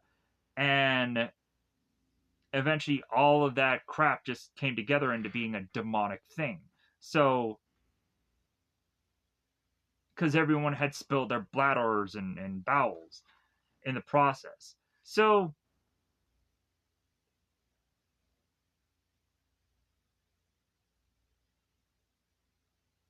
supposedly the Golgothan is a chief assassin. So, if anything, they're against a credible threat. So, the Muse is to go on and get what looks like a Molotov cocktail and get ready to fight this thing. And we would then find that Silent Bob just takes out this spray can thing, sprays it at the Golgothan, and he falls over. He gets knocked out. Our characters are to be very baffled and confused how Silent Bob had taken this demon out so easily. And they look at the spray can and they find out that it says the words knocks most odor knocks heavy odors out.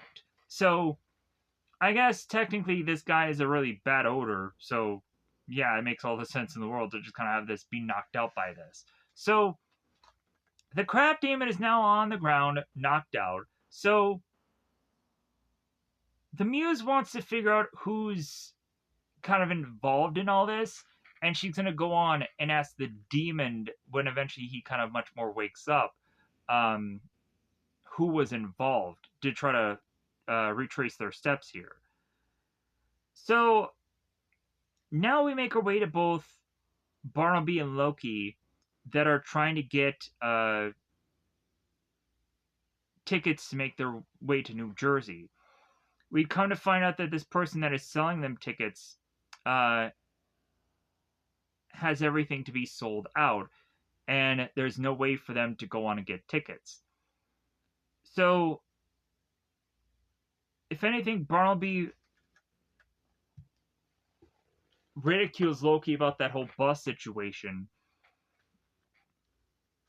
About if they would have just simply would have stayed on that bus, they would have made it to Jersey. And Loki keeps going on to this whole thing of like Bush must and this and that. He keeps kind of going on to that kind of bit of line of dialogue like he'll do that later on in the movie also, where he'll turn a phrase into something else to like whatever. So Loki mentions to Barnaby, it's like, well, hey, like, you know what? We have these things called wings. Why don't we whip them out and why don't we finally just fly? Like we can just get there so easily. And then all of a sudden, in the distance, we see Azrael. It's like, yeah, like you guys don't want to show off as a couple of fairies now, would you? Uh, Trying to say to Barnaby to Loki, hey, you guys need to be under the radar. Like, so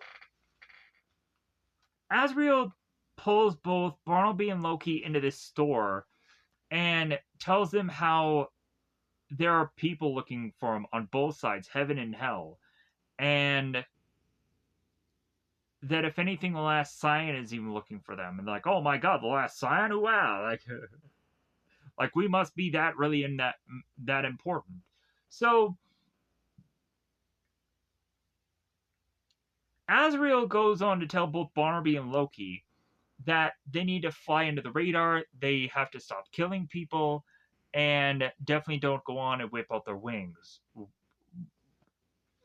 So that way they can go on and just kind of make it into New Jersey without anybody going on and stopping them or finding them out. So, because they'll get caught. Uh, and all the two of them care about it's like, well, we're going home. Like, we're going home. That's all we care about. So, so Azrael is telling them to travel incognito. And so now we make our way onto this train. Bethany and Rufus are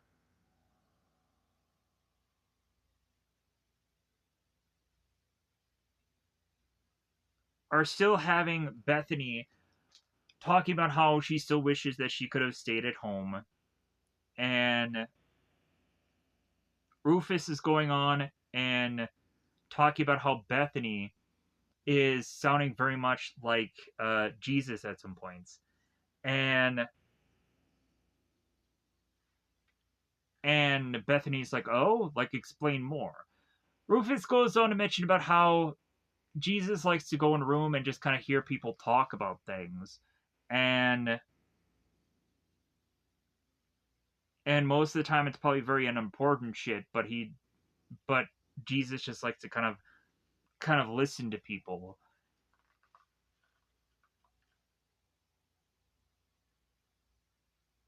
So, and here's where Rufus talks about the stuff that Christ has to be forced to get things like pushed off in his name, wars and everything like that, and how sometimes that humanity is to get things wrong,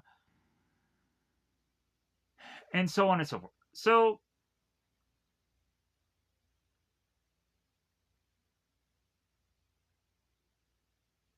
Rufus goes on and mentions about how he hasn't seen Jay and Silent Bob in a while. So if anything, Bethany needs to go on and look for where they are. As Bethany finds where Jay and Silent Bob are, they seem to be at this car that has tables in it. And we'd come to find that Jay and Silent Bob would meet these two people, and it's revealed that it's Barnaby and Loki, and they call themselves Larry and Barry. So Jay and Silent Bob are sharing a blunt with Loki, and it seems that he's like weirdly like doing it like underneath the table. So like, did he inhale? Did he not inhale? I'm so confused. But so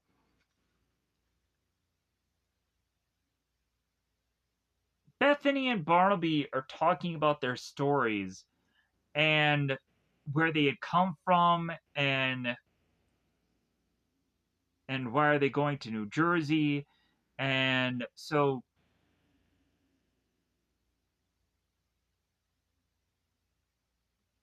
as Bethany continues to talk to Barnaby, she thinks that him and Loki are both gay. And it's like, no, no, no, no, we're not lovers. So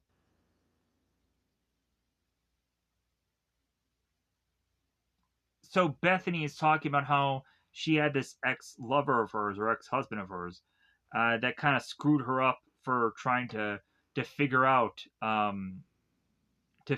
people, to figure out uh, to be aware of barometers and things of that nature. So Bethany mentions when Barnaby or Barry at this point now uh, says like, "Oh, you're divorced," and she's like, "No, I just say that I got dumped." And Barry is like, "Well, yeah, I know what it's like to get dumped. I was dumped once." So,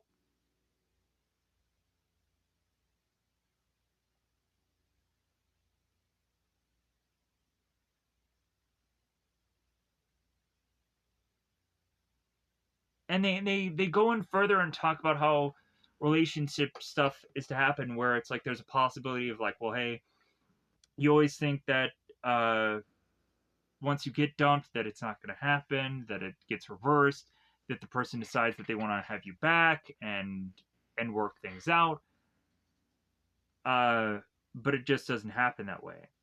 So the two of them go on and ask for drinks as Rufus is to try and get some sleep, but then decide to wake up as he's kind of put his shoe over his neck or his head. So Barry and Bethany, here's where they start to get into about going to church and how Bethany is just doing it out of habit. And then we go into the point where she mentions about how she had lost faith. And Bethany needs to go on and mention about how she had called her mother once, and her mother had gone on to tell her that God has a plan. And Bethany had gotten so angry with her mother, like, what about my plan? Like I wanted to have a child, I wanted to have a husband, and I've lost all those. And so Barry goes on and mentions when he was to have lost faith, that it seemed that he was talking to God, but God didn't really ever answer. Uh, so it just kind of felt like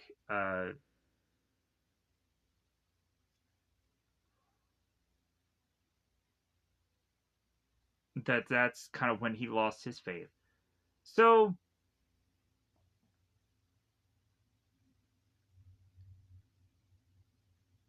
Bethany is to mentions like, okay, well, like I guess that is the real reason for why I'm going on this pilgrimage to kind of renew my faith.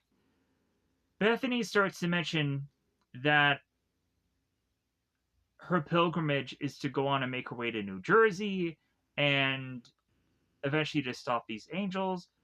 And Bethany's like, well, how do you stop angels, Barry? And she looks at her and realizes, like, oh, you must be the last scion. Oh, you must be the prophets. Oh, you must be these people coming to get us. So Barry's like, well, I guess you need to have killed them, or you need to kill the angels. And Barry's like, or Bethany's like, how do you kill an angel, Barry? So while this is all going on, Rufus is making his way to the train car, and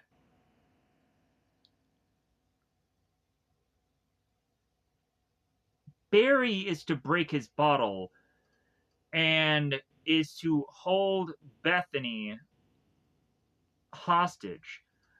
So, as the apostle and Barnaby is to be talking here, the Rufus is mentioned about how they need to be worried about their reentry, that there's uh, repercussions to that.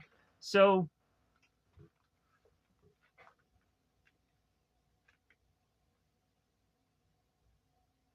Loki gets up and be like, "Hey man, what's going on?"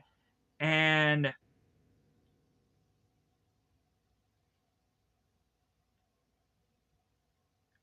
Barnaby turns to Loki, says, "Hey, yeah, like kill everybody, kill the girl." So So Jay gets up and he's upset. Loki goes on and slugs Jay. Silent Bob ends up getting up and grabs Loki, thrusts him to the ground. Barry goes on and thrusts away Bethany and goes on to start fighting with Rufus. Silent Bob drags Loki to the end of the car. Rufus screams to Jay, "Hey, uh, God, what does he say? He has this goofy name for uh oh, he calls him Biggie. Yeah, Rufus calls Silent Bob Biggie, and so he says, "Yeah, throw them out." So, and Loki, it's kind of funny because like, can we talk about this? So, Silent Bob throws out both Loki and Bartleby, and then there's a guy that's just kind of like, "Hey, what the heck happened?" And Silent Bob, after smoking a cigarette, he turns to the guy that's kind of freaked out and it's like, "No ticket." And the guy's like, "Oh, okay, whatever that means." So now both Bartleby and Loki are in this weird parking lot, and the further and further that Bartleby starts talking, he's like, "Man, I wish I could have just killed that woman. I wish I could have just slit her throat." And and if anything, him doing that would have felt justified. So Loki looking at Bartleby is like, "Man, your eyes are kind of weird." And he's like, "My eyes are open." And so as further and further that Bartleby is talking here about the start of them two meeting together, uh,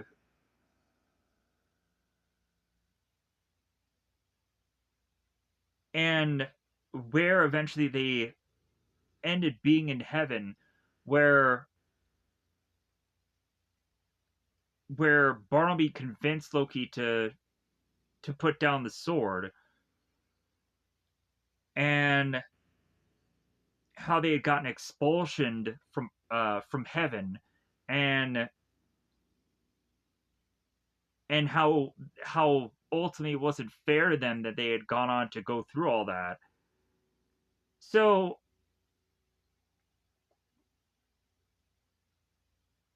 and how with God, how God is with the human race is very different than how he is with angels. How Bartleby is to mention about how God is be ever so patient with humanity, but when it comes down to angels, he's to be different. I guess because he figures they know better or something like that.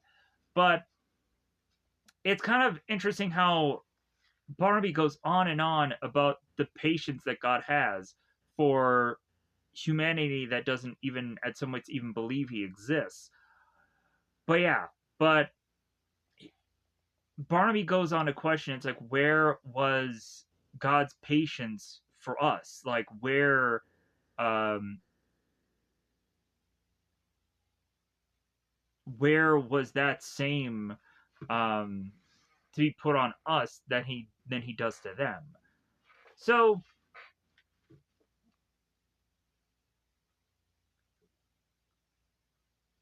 the further and further we talk with Bartleby here.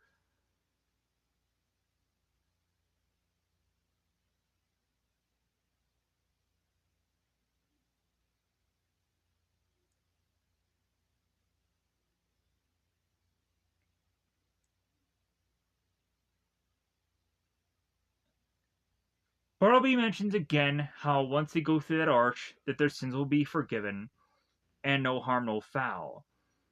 And Loki goes on to say, "Hey, yeah, I've heard a rant like this before." And Barnaby's like, "Well, hey, you shut your mouth." And Loki is thinking that Barnaby is going for God's throne, that he's basically going to wipe out everybody to get to God and take him out. Which there have been several cases where, of course, Morningstar, which is the devil or Lucifer, is to try to go on and go after God in the past, and it hasn't worked. So we'd really go on and probably feel in a lot of ways. In all honesty, I feel that an afterlife could also kind of be like Asgard in a number of ways, uh where in my opinion we could probably go on and have an afterlife that is be people battling to kind of just um keep the gates clear or keep whatever clear um from from evil. So ultimately that might be our afterlife. It could be like an Asgard to just kind of to keep everything safe, to keep, I don't know, like, who knows, like, the afterlife could be written off as a number of different things. um Whatever probably people could probably believe in could probably end up being their afterlife. um if anything, I'm just kind of spouting off nonsense here to just kind of surmise um what I feel that an afterlife could possibly be, because there's, in my opinion, I think, no wrong answer. Anyways, pushing on. So,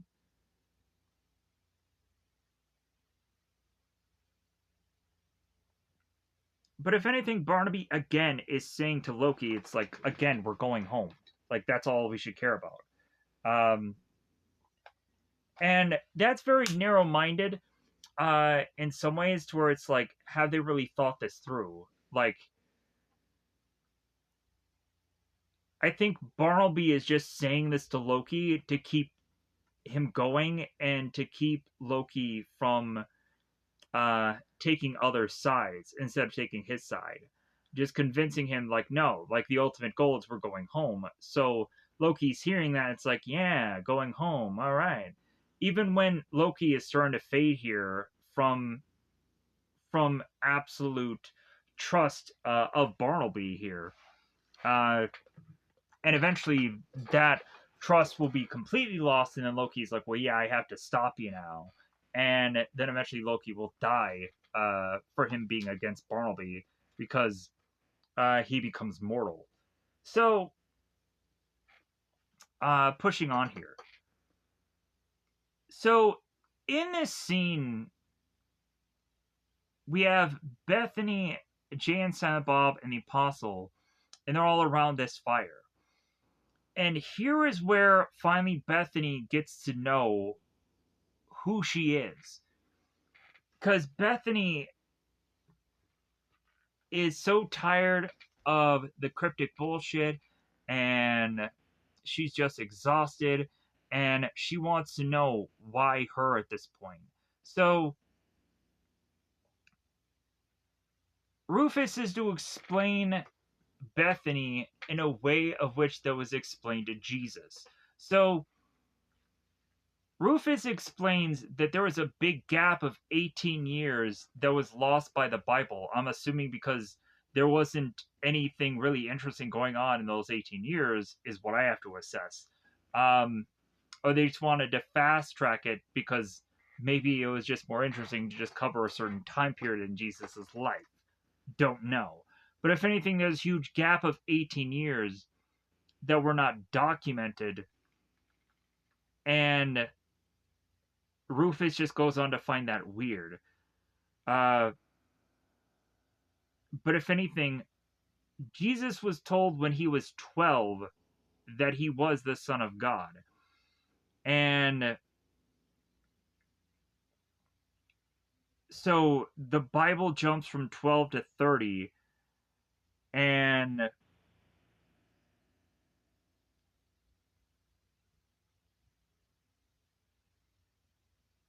how those 18 years would be missing to probably be another cover up or some kind of conspiracy, or something of some kind of politics. So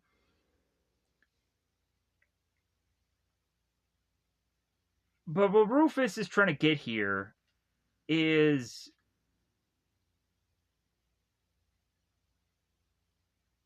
probably the reason why there was a leaving out of stuff in the Bible, because there were certain things about his family. And Bethany goes on and talks about mother and father and brothers and sisters, and that Mary may have been a virgin and had a virgin birth, but also she had probably had sex with somebody, right? Because it makes all the sense in the world. So as further and further there are more confusional things to be said here, finally, like, Bethany is like, well, what does that make me? So Rufus goes on and mentions about how she's the great great great great grandniece of Jesus Christ. And what the takeaway from Jay was like, so Bethany's part black? So Bethany ends up getting upset and she can't do this anymore, so she walks away. And says all of it is bullshit. Silent Bob wants to go on and try to comfort Bethany, and Rufus kind of pulls away. It says gives her time. So Bethany now goes in the woods and thrusts herself into a thing of water, shouting out to whoever could hear her that she effing hates him, and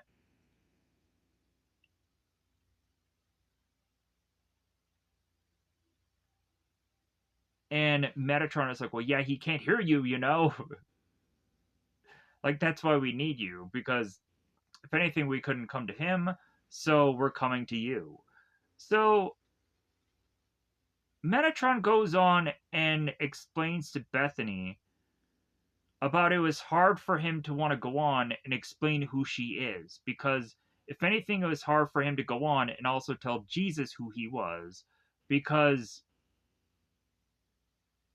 Metatron told Jesus when he was 12, a 12-year-old boy, that he was the son of God, and Jesus rejected it. He said it was too big, it was too much. And Metatron said, yeah, like, that does make a lot of sense that he had that argument. And if anything, like, if Metatron had the power, he would have gone on and taken it back, because it's too hard for somebody um, to deal with. Like, it's really too tough on anybody. And so, but Metatron tells Bethany, it's like, well, hey, be who you've always been. Be Bethany. You've always been Bethany. If anything, just be this too. It's just kind of like an extra thing that's a part of your life. But always be who you've always been. And that'll never change. So Bethany's like, well, I guess I shouldn't be cheating on my taxes. And Metatron is like, yeah, if the least, you shouldn't be doing that anyways. So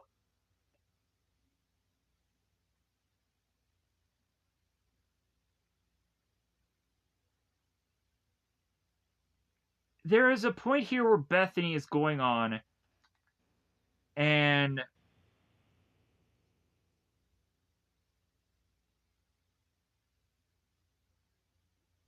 with Metatron to, once he snaps his fingers, to this other location. So this other location has this restaurant. It has Jay and Silent Bob and Rufus, and they're very confused about how they got here, because they were by a bonfire somewhere randomly in the woods. So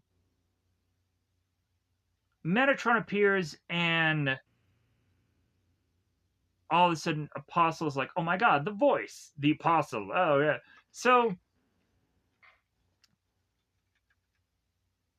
now, of course, Jay is very confused about what the heck is going on, and Rufus is telling him to shut up, like, hey, have some respect, this is the voice of God. So the thing that kind of sucks is when people are kind of oblivious to what's really going on, like Jay and Silent Bob, you kind of have to re-explain things at some point that has already been explained in the movie. Because there's always a new person that comes in to like, oh yeah, what is this? Who is this? Where is this? Why is this? And so on and so forth. They have a billion questions. So we would have it at a point where Rufus to ask Metatron where exactly God is, because if anything, if anybody should be dealing with what's going on right now, it actually should be God. And Metatron is like, well, yeah, we don't really know. If anything, God um, is really giving us trouble to try to locate her, because if anything, she's a skee ball fanatic, and she goes on and she plays the game, and then she has gone missing since then. So, and it's kind of funny how they're going on and they're trying to do these like cryptic words, but then they have to go on and just say like outright what it is, because it's like, well, hey, finally, since this girl really knows who she is, and like, let's finally be just honest and let's finally be real with her, which is kind of a nice change of pace. So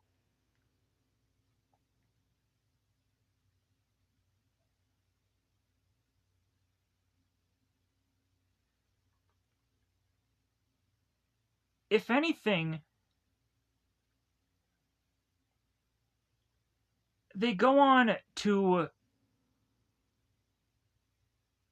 want to know who is also to be on the side leading the angels to get back to heaven.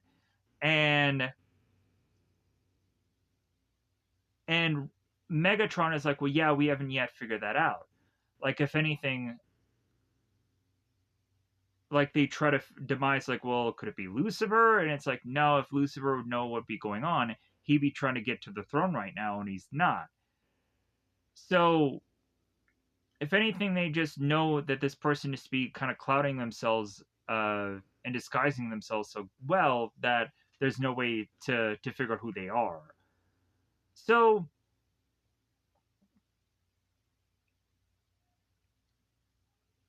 Jay and Silent Bob are to find out that all of this is to go on and be about preventing this church from going on and having this ceremony. So Jay goes on and looks at this newspaper that Silent Bob has, and so Jay mentions like, well, hey, couldn't it be as easy as us trying to go to this church and trying to have this church closed for this whole procedure thing? Like, can't we ask the church to just not be open that day? And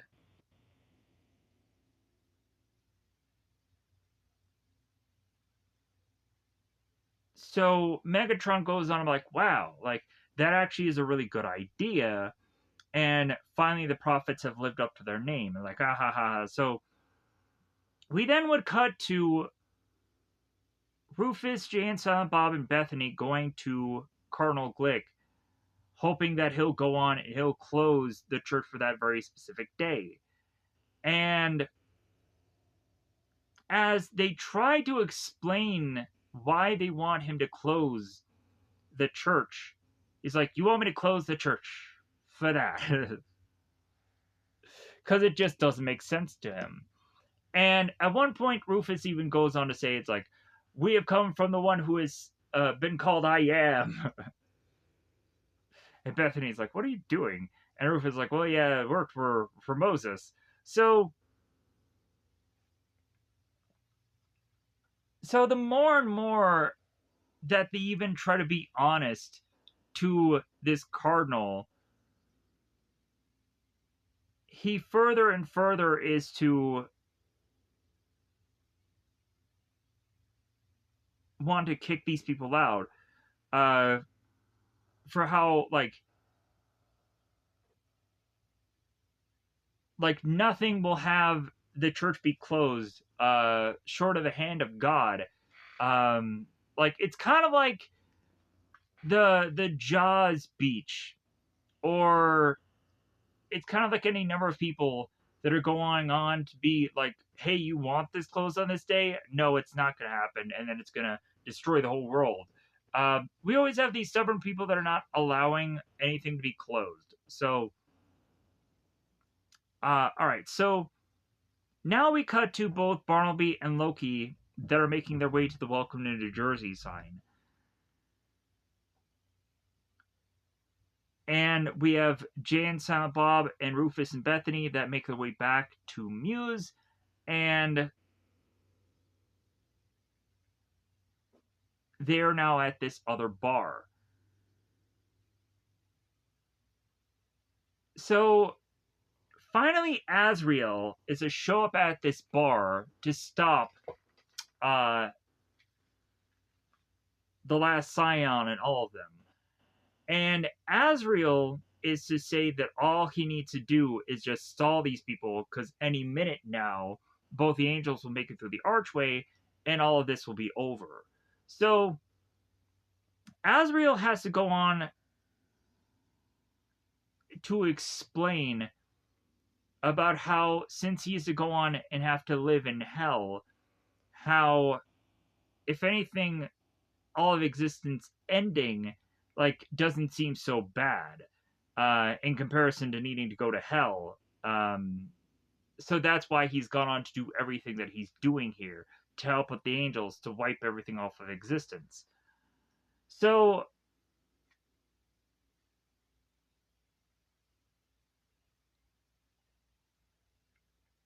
we have at one point where this bartender is to be asking Azrael what he wants, and Azrael goes on and mentions, "Yeah, I'd like a holy bartender." And the bartender's like, "Yeah, I've never heard of it." Like, "You've never heard of a holy bartender?" And so Azrael turns to everybody. It's like, "Yeah, he's never heard of a holy bartender." And then he whips out this big, massive gun. He fires upon the bartender. It's like, "That's a holy bartender." Ha ha ha! Get the joke? And Jay didn't get the joke until a little bit later. They're like, "Oh, holy bartender. Yeah, I get it. Ha ha! It's a great one." So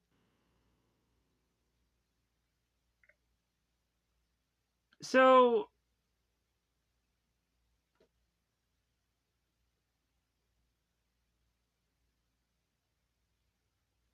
the triplets go on and hold up the Muse, Rufus, Bethany, and one of the triplets is holding up Jay and Silent Bob. So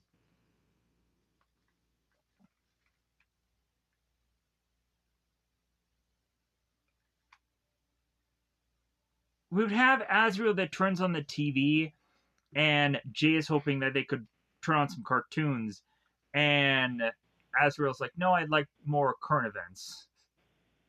So they click on the television, and they're watching the carnage unfold by the church. Because Barnaby and Loki have finally made their way to the church, and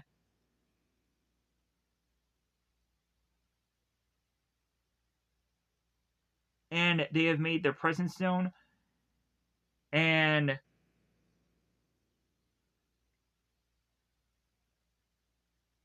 they're talking about the taste of God's wrath, and how Loki is to want a body count. Why not go on and make the body count here at this church? And Barnaby is going on and mentioning about how they'll judge them all. So we have this cop that comes in and tells Barnaby, it's like, "Well, yeah, if anything, you're gonna go on and take a little ride, and I'm gonna arrest you." And here's where we go on and have Barnaby says, like, "Well, hey, don't make me angry. You don't like me when I'm angry," and then snaps the guy's neck. Everybody starts to run around, and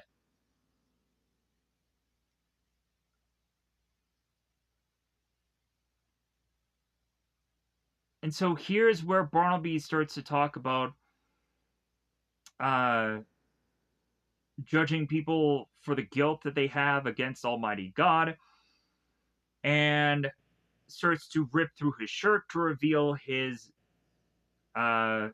armor. And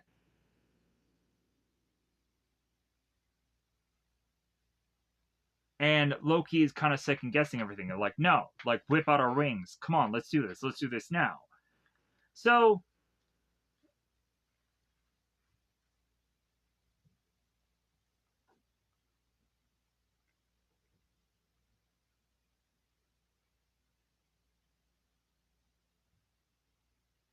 so now we cut back to the bar,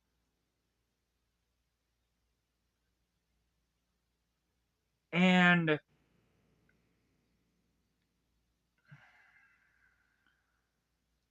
I probably got very ahead of myself in the whole them watching the TV thing because that doesn't happen till right now in here, to where we see this reporter getting killed and carnage and whatever happening. So the Muse is turning to Silent Bob and looking at the putter and looking at Silent Bob, and Silent Bob was like, "What are you doing? What are you looking at me for?" It's like, "No, I'm not going to do anything." So Azrael is looking at the Muse and is like, "Well, hey, what were you gesturing to him?" And Muse is like, "Oh no, I had something in my eye." And at one point in the dialogue between both Azrael and Muse, they talk about the two of them being a child. And when one time the Muse is to mention about how Azrael is a child, so does Azrael say back to her that she's a child. So Azrael goes on and looks at Silent Bob. It's like, okay, bright boy, like pick it up. Like, yeah, if you think you're strong enough, go on and hit me with it. Go ahead. So Jay goes on and picks up the club, and Azrael goes on and prepares and rips his shirt. And it's like, yeah, go ahead, take a big string. I'm a fucking demon. So Jay goes on, or Jay, Bob goes on, takes a swing, and bashes through Bob's chest, or Bob's. Bob goes on, swings into Azrael's chest, and breaks into the chest, killing him. And Azrael is very confused at this point. He's like, I'm a fucking demon. And so he falls over and dies. So there's a bit of explaining going on when eventually Muse is going to have to explain how exactly that Azrael died here. So what happened is they were thinking at one point that Silent Bob is an instrument of God, and no, Bob isn't. But if anything, the clubs had been blessed by the Cardinal to get a better golf swing, and that's why the clubs were to be able to use to be attacking Azrael and killing him here. Also, the triplets are to be grabbed and thrusted into these sinks and killed that way. As Bethany is to bless all the sinks, as the Muse goes on and shouts, "Bless the sinks, damn it!" So she does, and she does so. So, uh, I'm really explaining this movie in all around of ways of just trying to get this thing done because I know how long this is taking. So my apologies. So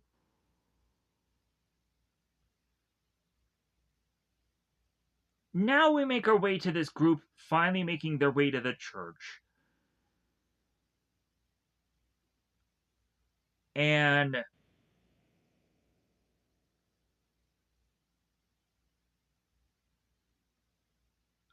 we have Muse that is trying to explain to the group that if the angels are to have gotten out of the archway, that there's nothing that they can do to them, that they can't kill them, because if anything, that'll undo everything. So they just have to know whether or not that they've gotten through the archway yet. So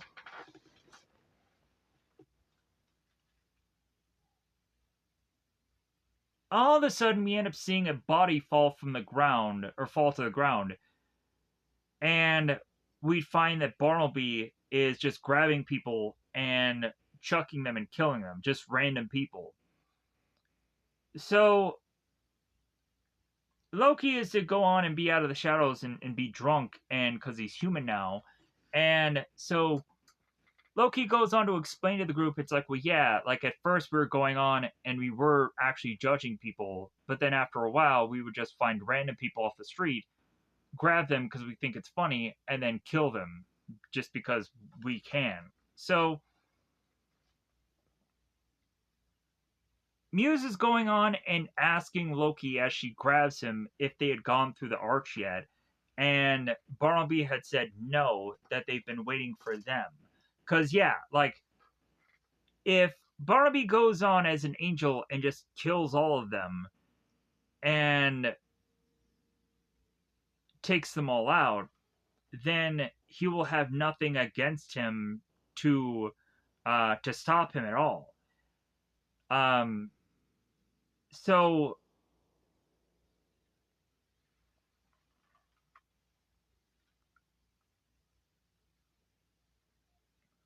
let me pause here for a second.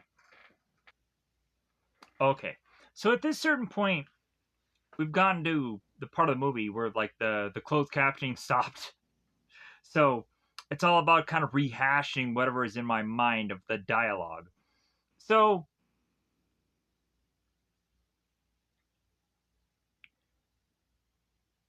we have Muse that is trying to convince Bartleby how used he was being by Azrael, and Azrael Barnaby does not care.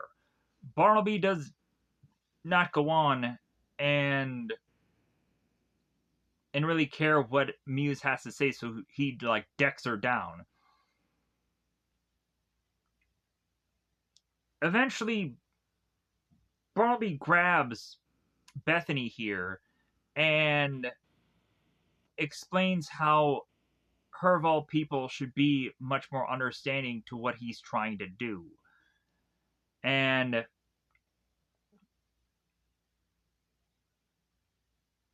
further and further, like, he goes on to mention about how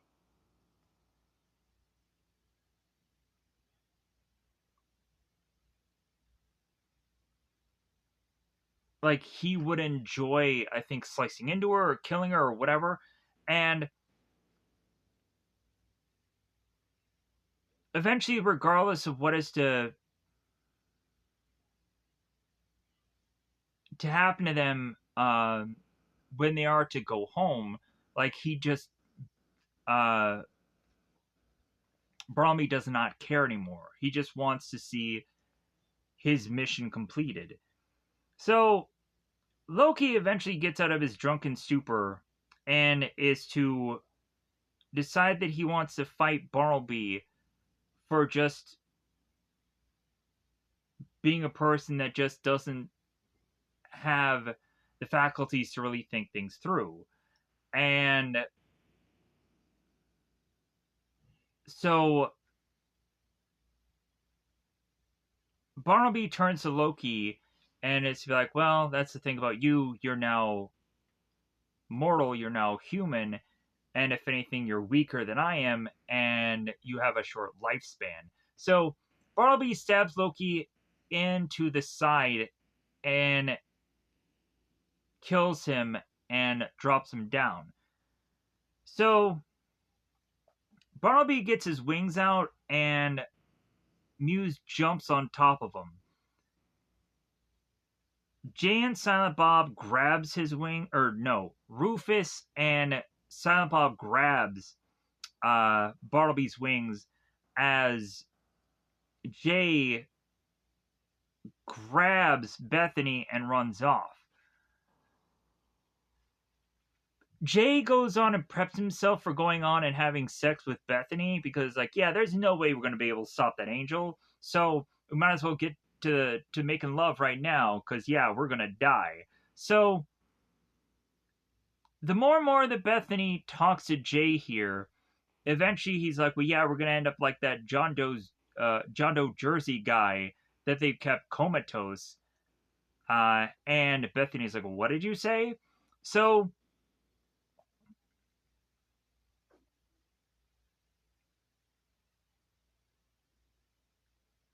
So Bethany goes on and locks lips with Jay, and so as Silent Bob gets thrusted next to Bethany and Jay here, Bethany goes on and say, "Hey, Silent Bob, you're coming with me. Jay, you're gonna go on and do whatever you can to get Bartleby from getting to that archway. Do whatever you can." So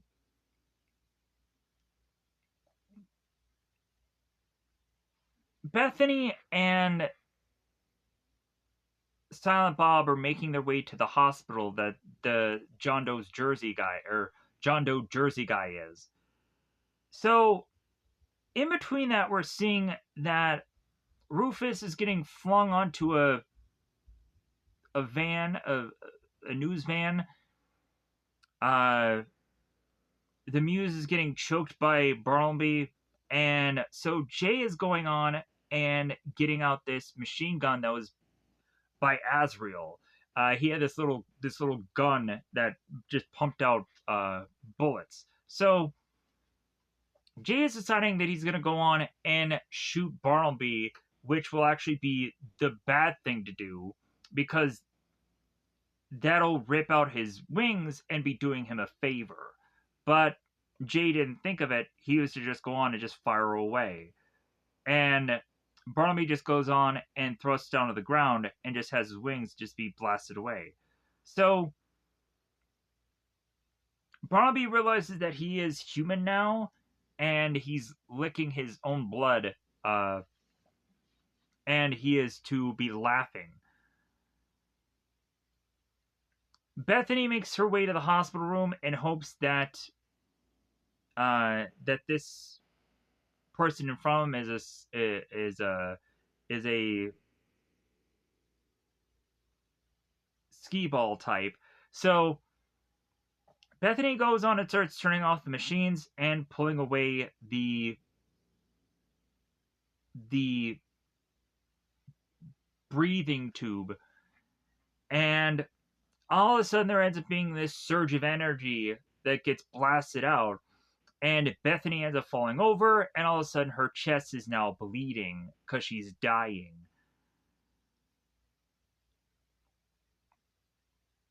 So the next thing we see as Bartleby is rushing his way finally to the arch to make his way home, as he opens this door, all of a sudden there's this really bright light that ends up appearing, and both God and both Metatron are both there. And so Rufus, Jay, and the Muse are to go on and be down on the ground. They're bowing. Jay doesn't understand what he's bowing to, but yeah, like Rufus just thrusts him down on the ground anyways. Just bow to this person. So he does that. So God goes on and is to hug Bartleby and is to have Bartleby very, very apologetic, and he's to say that he's sorry. So Metatron goes on and says, "Hey, anybody who isn't either a muse or is already dead, like go on and close your ears now." And Jay's like, "What does that mean?" And so they shuck his ears and thrust him back to the ground. So God finally does go on and use God's voice, and the next thing we see is Bartleby is to be killed here through the blast of the voice. So yeah, so even angels end up getting killed by God's own voice, which is kind of interesting. So Bartleby ends up getting like bursted and like blood falls everywhere. And so Metatron kind of checks his ear because he like kind of hurts his ear. But then all of a sudden realizes that there's blood on his shirt. He's like, "Oh my god, it never ends." It never ends. So Metatron is going on and pulling from the god's skirt and trying to wipe off his hoodie, and God is looking at him like, "Okay, well, I'll just tear away my dress, and I'll reveal I'll have this kind of um, this other thing of clothing underneath it. So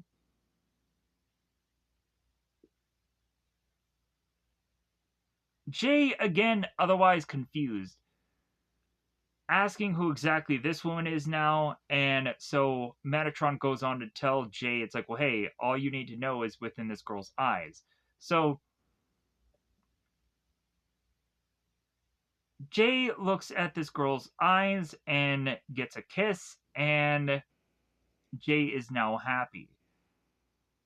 God looks all the way around and looks at all the carnage, and with a kind of shift of the camera, all of a sudden, all of this road is now clean and clear and what have you. So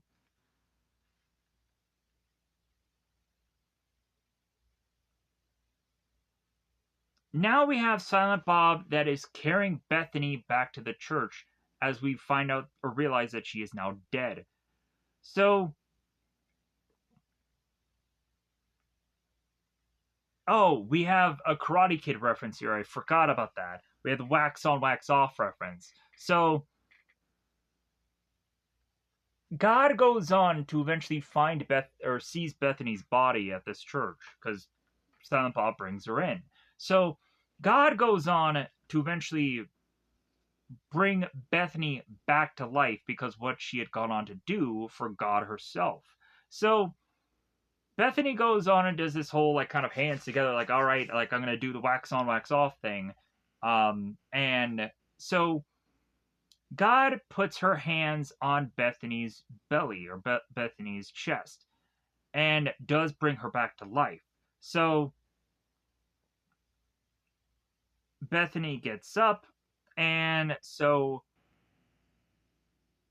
Metatron kind of brings her back up, and so Metatron reveals to Bethany that she is to not go on and be the last scion anymore. If anything, what's in her belly is to actually be the last scion now, that Bethany is now pregnant. So Bethany goes on and talks to God after God is doing some weird, goofy, like she was trying to do a headstand, but then failed miserably at it. So Bethany goes on and asks God, it's like, well, yeah, like I know that you probably get this all the time, and like, and so Bethany is trying to figure out like the perfect way to answer this. So Bethany goes on and asks God, it's like, well, hey, why are we all here?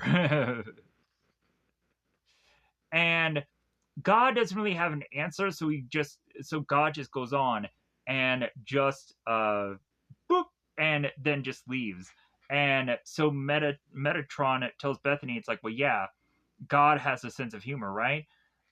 Also, Jay is turning to Silent Bob very confused, and Silent Bob goes on and does like this weird goofy, like that Bethany had died thing, and Jay is supposed to get something out of that. So now we have the Muse, God, Metatron, Rufus, all going back, I believe, to heaven. And so the Muse is to go on to mention about how, yeah, God really is a woman, and uh,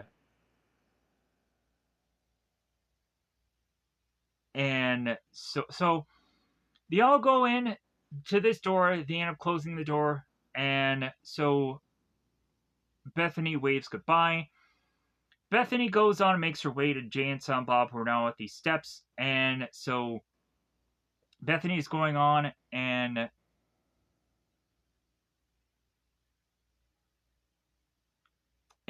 talking to Jay and Silent Bob, and they're kind of being inappropriate to her. So she's going on like, well, hey, um, you can't talk to me that way. I'm a pregnant woman.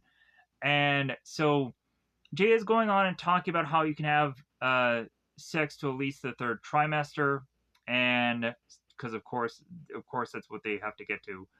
They have to just keep talking about sex, because of course they are. Um, and so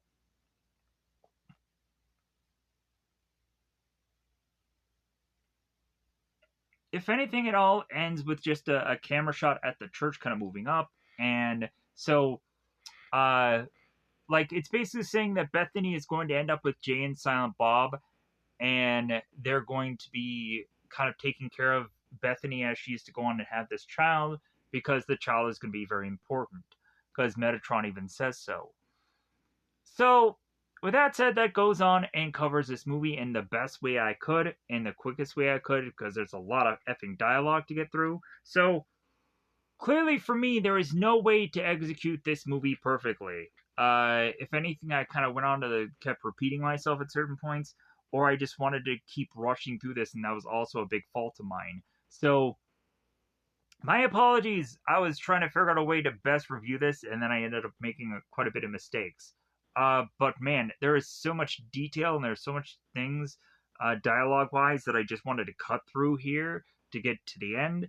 And so, yeah, and I think that was my weakest point. Like, but ultimately, like, uh, I don't think there's a really good enough way to review this movie that people will probably really care about. Um, as far as me going in depth about it, but either way, I'm sure even the review part, the early parts of this, probably no one will really care about. But I'll be surprised to see where this goes. So, if this review does hugely successful, be I'll be surprised, but then I'll be like, well, I know better. That maybe people are going on and trying to figure out where they can watch this film, because it seems that the Blu-rays and DVDs for this are actually really expensive. So, if anything, I think people are looking for a very cheap way to find this movie, and so there is that for you. Yeah, I think because I had gone on to eventually find certain videos where people were to go on and talk about how certain Blu-rays and certain DVDs were very expensive. But like, I think if I go on and if I go into any of those movies and I review them, I don't think it's going to matter. Like, yeah, like a lot of people will be searching for those movies to get them, but like a review of that same certain movie, no one's gonna care about that. But if I'm wrong, then that would be great, because it does help out my channel, and that does go on and have me go, oh, okay, then like I can really go and go with the ideas that I have kind of pitched in my mind of where to go next. But if anything, also like this is just a fun movie to be challenged on how to review it, because I'm just like, man, there's so much dialogue here. I don't know how to really review this movie, but at least this is to be a thing that's going to be uploaded. Um, I always second guess every review, but that is the whole point of a delete button, that I can go back again and review this at any point in time. There have been some stuff that I have gone on to re-review, and I feel better about those re-reviews at certain points to be like, yeah, I don't think there's any way that I can go on about this better. Um, but yeah, so if anything, like this is gonna be just another upload for today. Hopefully it does well.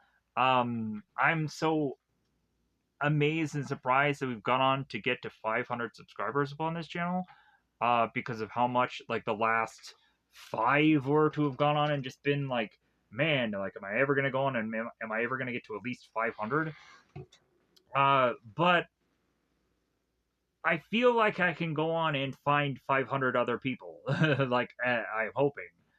But like I know that that is going to be a very long process, but like I feel with the still list of movies that I have to eventually bring to the channel, I hope that it continues on the numbers going up and up and up. But uh, there's always going to be a down period for this channel. There's always going to be content that I make mistakes choosing for probably selfish reasons more so um, than anything else. There are new releases that I am kind of tempted to check out, but I don't think will do anything for the channel. Uh, like there is the Mummy that I am kind of tempted to check out. There's stuff like the newer Mortal Kombat movie because I had seen the other one that I'm kind of tempted by. Uh, there probably is new releases that are coming somewhere within the May month that I am kind of interested in. Um, but I still want to also go on and continue to do like the Resident Evil movies are still a thing that I can continue to do. It seems that people are actually decently interested in that because of Resident Evil always just being a really popular thing, which is nice. Um, I hope that I can go on and continue to find costumes and things to fit those Resident Evil things. Because every single movie, it seems to be kind of getting harder and harder, like where to exact like a person from based on like oh I could probably be like Chris from that other movie, but then again also like I'm really hoping that my hair grows in. I'm really hoping for this hair to grow in, because once my hair grows in, I seem to have more options of who I could be. Because right now I'm still writing on whatever I've had already to have done as thumbnails, or writing on uh, old pictures that I've taken, or just throwing on a wig and having that be whoever I'm to try to be that day. But yeah, so hoping for the best for what is to be this channel. I'm so grateful that we've made it this far, and I figured out ways to cut corners of how to do things better on here. I've been able to get these items that are to help me along the way somehow. Um, I'd be grateful for uh, my parents for um, like supporting me through this process of me doing this channel, and so yeah, so because yeah, like my parents have gone on to tell me quite a bit through all this, so I'm just grateful for them going on and and being somehow or another just involved in how I'm to be able to do this stuff. Um, so it's great. It's great that I can continue to keep doing these. Hopefully, I'll keep doing them.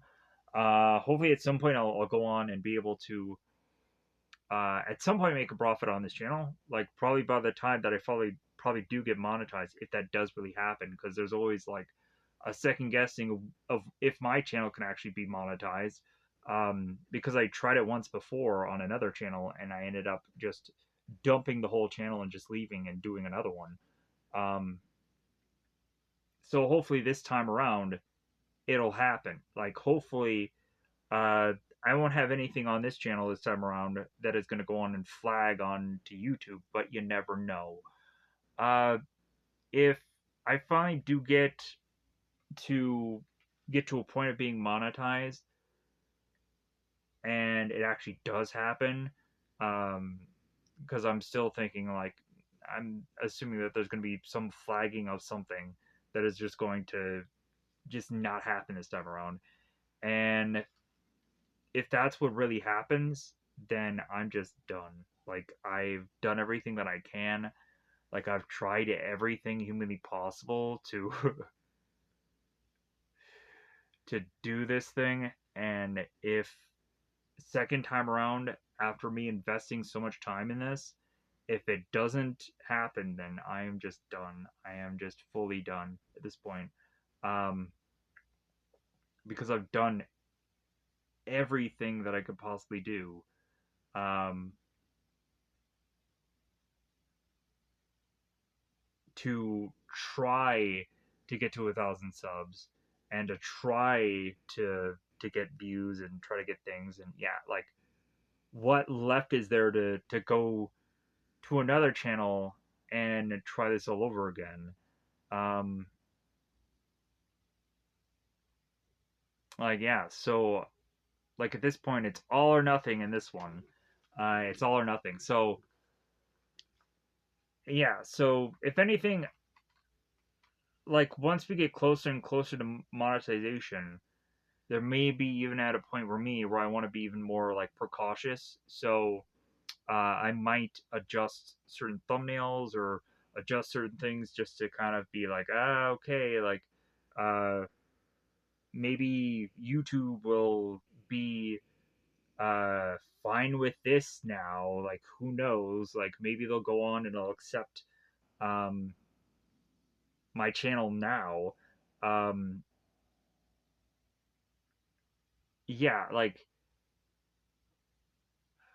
I can't really exactly put a finger on anything that would probably stop me now besides maybe the thumbnails. Um, Maybe there's going to be risque movies I've done, but like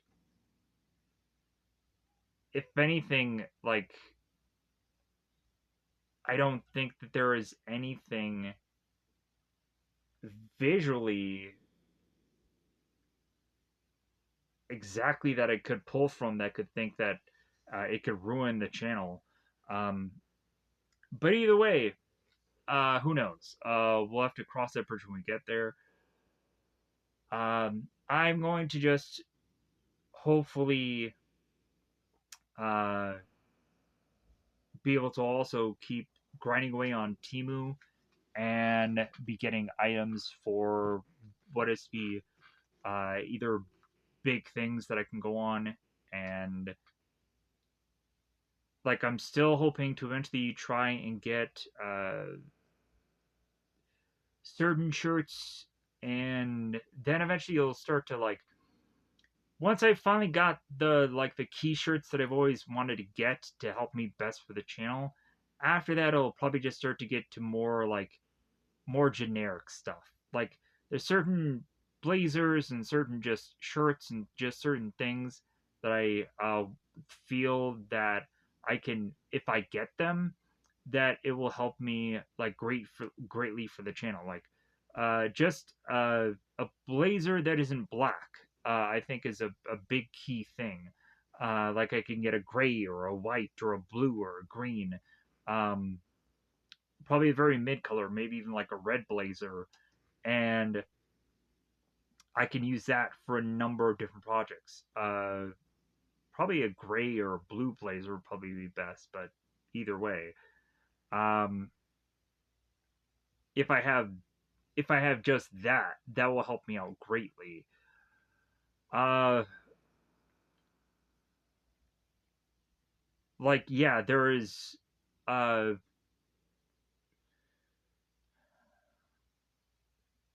I want to say after that, yeah, like I would probably have to go on and find very specific items for very specific content, which is very hard for me to exactly get on Timu.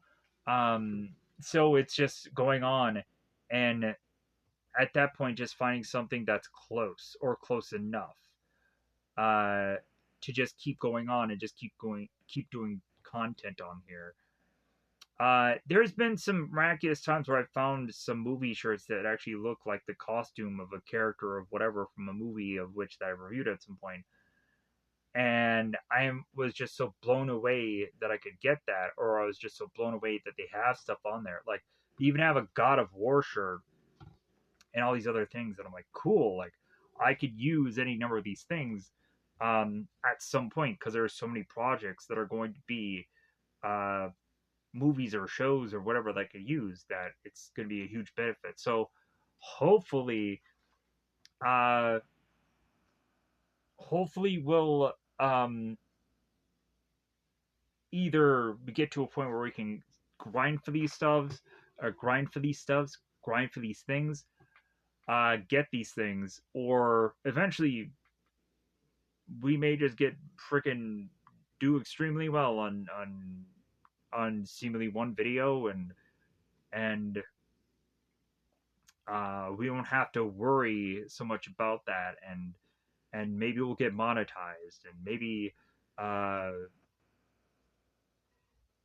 maybe everything will come up chicken baby. I don't know, like really it's just kind of hoping a lot and uh being just like yeah man, like this is it, like this doesn't work, if this doesn't somehow turn around, because there was a lot of times where I'd almost lost my faith in this channel. I had lost my faith in doing YouTube.